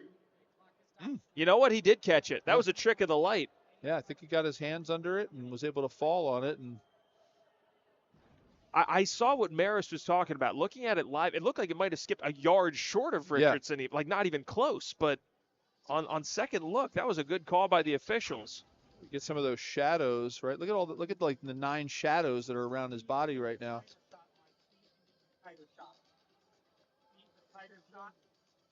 That looks like a catch to me, Joe. Oh, he caught it right on the point. And I think he got his forearms underneath as well. Really good catch by Richardson. Keeping it off the ground. So 8:38 left here. Looks like it's going to be a first down for Penn at the 30-yard line, leading 21-9. All 3 timeouts for both teams. If you're Penn, I know that the game in general hasn't gone the way that you hoped it would, especially offensively. Hard to complain when you're holding the team to 9 points, but what would cashing in here with a touchdown mean to the team? I think it would give them the confidence that they can do things in the second half after making adjustments at halftime, and not let the penalties and some of that, sort of let those momentum killers keep you from scoring a lot of points. This game easily for Penn, I believe, Joe, they could be in the 35-point range right now if they just, hadn't had some of the air quote stalls that they had down in the red zone. But,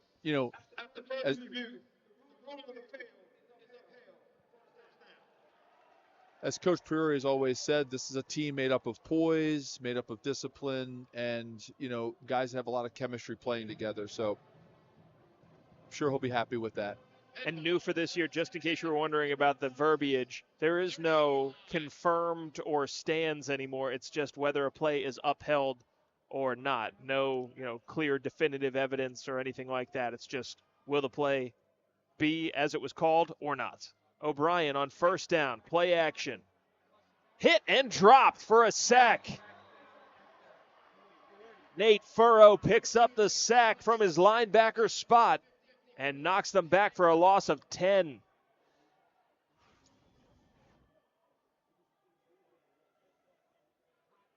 Just found that open spot in the coverage. They blitzed enough guys to absorb the running back who was in protection as well. They slid the protection away from Furrow and opened up a nice seam for him to come through on a delayed blitz. Now second down and 20, empty backfield for O'Brien. Delivers to West in the slot, and he's going backwards as well. Marist defense swarming. First one there. Coming in from the secondary was Chase Hatton, who leads the team in tackles. Tackled immediately by number 29, Kane Warner, and number 31, Will Howell.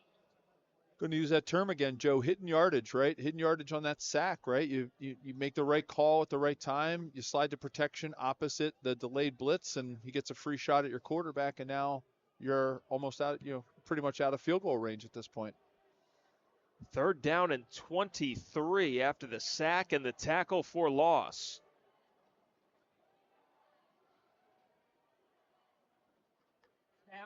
O'Brien, play action, looking to Owens, makes the catch, spins, and is knocked out of the 32-yard line. Tight coverage by Rashay Smith. And now you're at the 32-yard line. Be a long field goal here. Be looking at about a 50-yarder. That's a boot. That's a boot. So instead, on 4th and 12, the offense stays out. O'Brien has gone to the hard count in these spots in the past. Wonder if he'll try to do that here. Huh. Answer. Yes. Yes. And he got his own guy.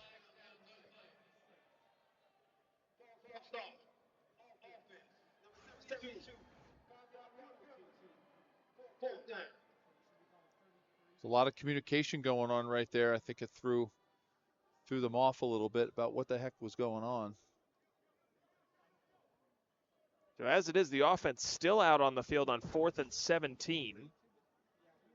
Clock is running at 6:15 to go. They'll line up to go for it again. Timeout called by Ray Priori and Penn, first of the half.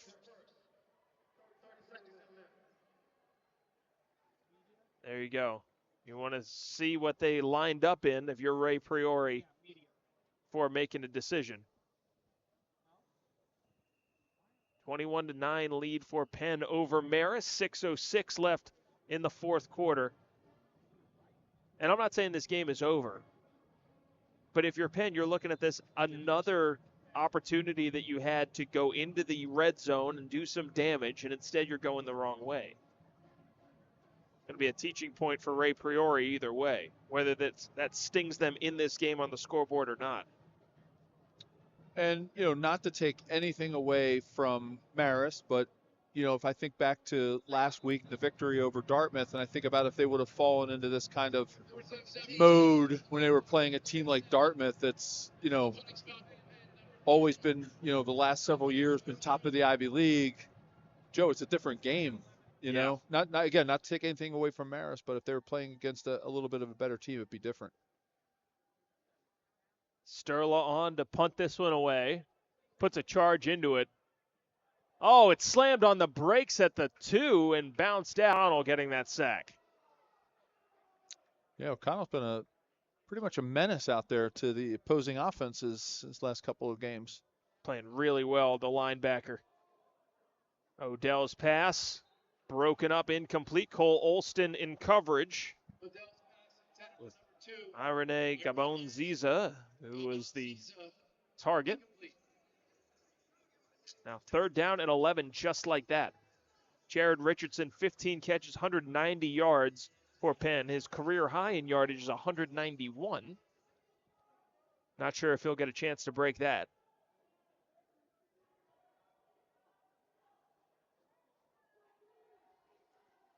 Third down and 11 here from the 9-yard line of Marist. This is a must-get if you're going to come back in this game. Odell steps up. Janke hits him, gets it away anyway, and closing in and making the stop there. Beautifully done by Kadari Machin. Shannon made the catch, nowhere to go. And out comes the punt team. I give Will Odell a lot of credit, Joe. I mean, he's got a bright future ahead of him. He was a true freshman coming against a swarming defense like Penn, working with an offensive line that, hasn't been the best at protection, letting up a lot of sacks. I mean, give that young guy a lot of credit out there. What stands out to you about how he's played? Nice composure.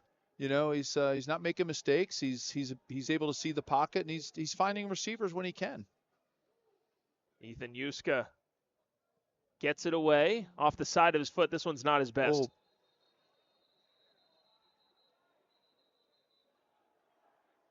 Not flipping the field on this one, and Penn's offense will have great field position to start this drive.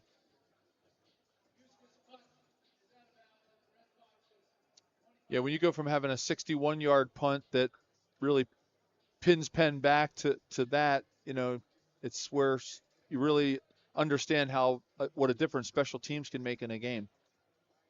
Ball's at the 25-yard line.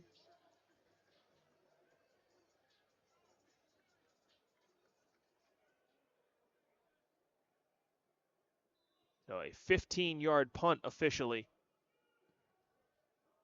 First down and 10 for Liam O'Brien and Penn. Stokes gets the carry.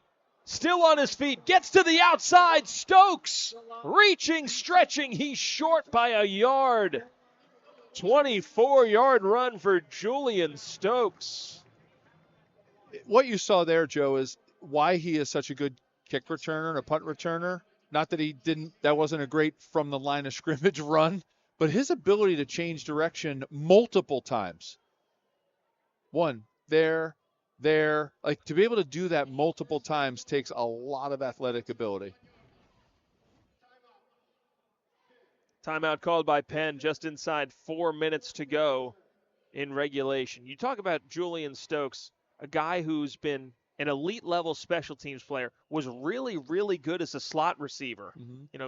Preseason first team All-Ivy, and then all of a sudden misses a season due to injury, not going to be available, comes back.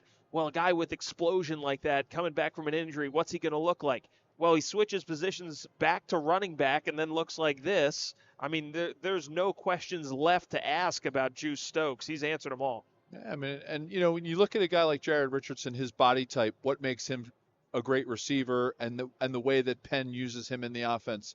It's the same thing for a running back like Julian Stokes. He's relatively short. He's very stocky, and he's very low to the ground, and they're using his skill, and he's using his skills and his body type to really be successful, and that's what it takes. Giving the ball back to Stokes. Looking end zone, tunneling underneath. No signal yet. It'll be marked short. You have to think they're going to give him another opportunity to finish this off after the long run. It's almost, Joe, like you to play the way that he plays, you have to be short and stocky. You have to have that low center of gravity. It's kind of like a Barry Sanders type, right? Where if you're 6'2", you can't make those kind of cuts. It's just physically impossible. And he's got the power to go with it. Reminds you of a couple years back when Penn had Isaiah Malcolm on the roster as their starting tailback. 2nd and goal from the 1-yard line. O'Brien hands off Stokes, pushing ahead again, and this time he's in. Touchdown, Quakers. You know, as a lineman, you always actually like that. When a guy gets you down there, you want to give him that reward. You want to let him get that 6 points, you know, and the linemen actually appreciate that. You know, they appreciate seeing a guy work that hard and run that hard. You just look how happy they look for him right there. Yeah, Luke Sacchetti, the first one to signal, hey, that's a touchdown. Yeah. Kick is up and good from Walters. And now Penn 28-9 in front of Marist. Cashing in on the 15-yard punt. And Stokes almost took it in the next play. Luke Sacchetti was kind of like a good catcher who frames a pitch. You know, you just want to let's tell the ref that was a touchdown. Got this one. Reminds you of the game last night. I don't know if you saw the Giants and Eagles game where Jackson Dart is very sure that his players scored a touchdown, and the referee's got his hands up, and Dart just gives him a high five. Says, nah, we're celebrating, man. We got this. That became a meme, Joe. That became a meme. Good. It was all over the internet. I've heard of this internet thing. Think it'll catch on? I think it's here to stay. The World Wide Webby thing. Tristan Shannon back to return for Marist. He'll get another chance here. No, he won't. Upman fields it. Wrapped up and dropped. Special teams tackle made brilliantly by Penn. That was Derek McCrum coming in and making that stop.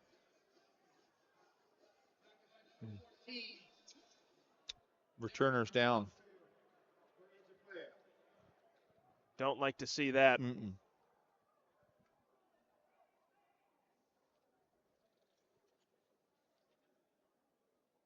Be tended to by his team's athletic training staff. I believe that was Lucas Hunter. Tight end was the up man. Be able to tell when he gets up. Hopefully he'll be okay. Yeah. That was the position I played on kickoff return. And back when you could do the wedge. Ah, yes. That was not fun. That was not fun, Joe. Because you'd have these guys that would line up next to the kicker. They were always big defensive linemen who were really fast and could run. And you got a guy 6'3", 6'4", 295 running at you at 40 yards ahead of steam, and you're just holding hands with your buddy and trying to run into that guy as hard as you can. Wedge busters. Whew. I saw a lot of like white spots around the sides of my eyes in a lot of games running that play. Okay. Players helped pop up. And yes, it is Hunter who's able to walk off. Good to see, and gets the proper ovation here from this Franklin Field crowd under the Friday night lights.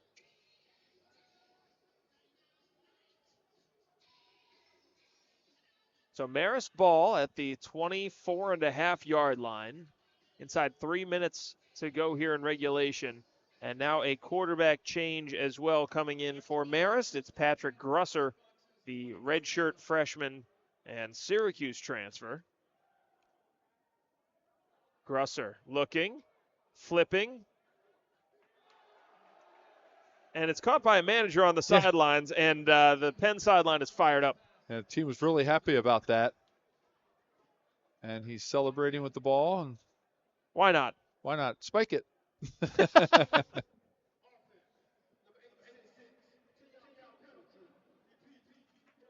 Brody Eaton, the Army transfer from Malvern, PA, called for holding there. Yeah, there's that tug, right? As the guy's starting to pull away and just kind of keep holding on. It's a natural reaction because you're trying to just protect your guys, right? I mean, offensive line's the only position in all of sports, Joe, where your sole job is to protect another player. Grusser running the draw there.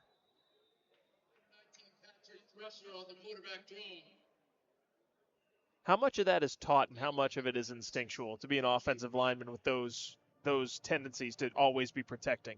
Oh, I think it's kind of when from very early on when somebody gets thrust into the offensive line mode like I did when I was a little kid, and I told my dad, it really stinks that I'm playing offensive line. He said, why? You have to learn to celebrate, everybody else's success, and if you don't, you're going to be a failure.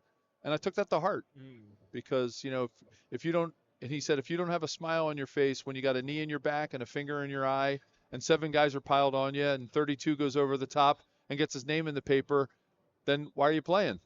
So you're like, Dad, you're like you had mentioned when we were off air, the double halfback pass. I mean, Penn probably hasn't seen that on film all year, and you get it, right? And it was a great catch, and they executed it really well. But I think Coach Brewer is going to be really happy with these 9 points. I think Bob Benson's done a good job of keeping these freshman quarterbacks running around the pocket. I just think that Penn probably feels like they should have scored a few more points. Grusser rolling out, the true freshman. And as he gets wrapped up and dropped. Oh, taunting. Yeah, I kind of saw that one coming. Trevor Pajak was the one who had the sack, and he's going to pick up the flag as well.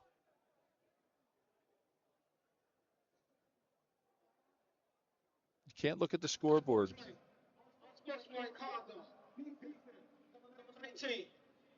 first in the game. 15-yard penalty.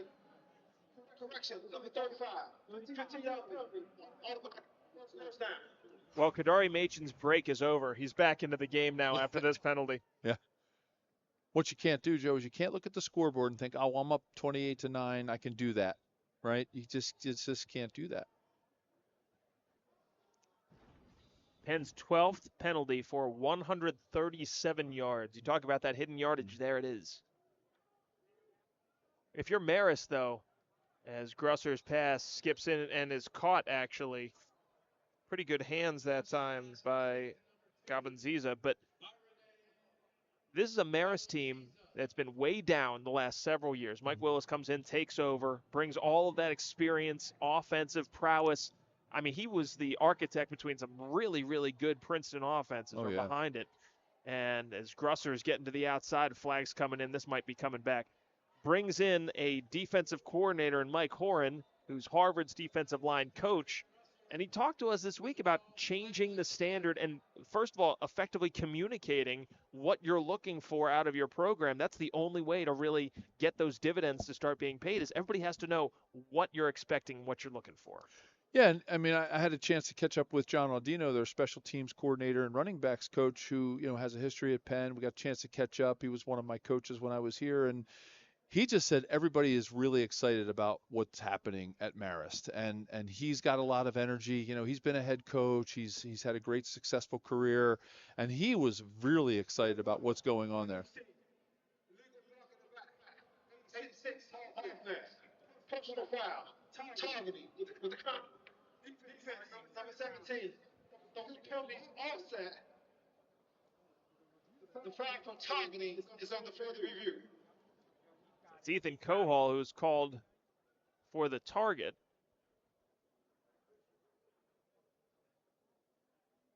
Now, Joe, if does targeting affect your next game, or is it just the game that you're in? It's 2 halves, right? It's 2 halves. So right? it'd be this half and then the following. You hate to lose a half of football for 29 seconds, right? And yeah, that's tough. Didn't get a good look at the play live. It was on the far side. Officials taking a closer look now. Like you said, just 29 seconds left.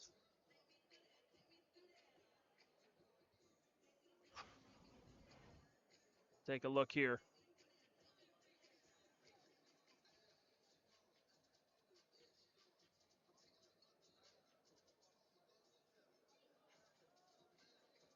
You know what? I think it's good that you're taking a look, but I didn't see targeting there. Yeah, no, I like that they take that break when there's any even question. Take a look at it, and I think you're right, Joe. I think he kind of had his head up and he had his face mask in his chest. After further review, it was determined there was no target on the play. Therefore, the flag for illegal block in the back for the previous spot will be enforced. Hall was about to run out onto the field and he got held up. He said, "Oh no, hold on." So they will back Marist up for that block in the back. So Penn turns their attention to Columbia and Yale on the road before returning here home Friday night again against Brown. What does Penn need to clean up between now and the Columbia game? I mean, the obvious answer there, Joe, is the penalties, right? The lack of discipline, whether it's jumping off sides, whether it's the tugging from a holding call, whether it's the pass interference, they've just got to play more fundamental football and get the players have to get themselves into positions where they can be successful so they don't even have to make those penalties. I think that's it for me. I think athletically, I think this team has all the skills offensively, right? With wide receivers that can do it all, speed, back shoulder throws, crossing routes, getting open. They got Liam just playing really high-level football right now as a quarterback. He's making smart decisions. Speaking of high level, this is the best run of the evening for Marist. Kenneth Antoine, the tailback, taking it up to the 45-yard line, make it the 46. Longest run of the game for Marist. Probably going to come on the final play of the game. Final score, Penn 28 and Marist 9. Quakers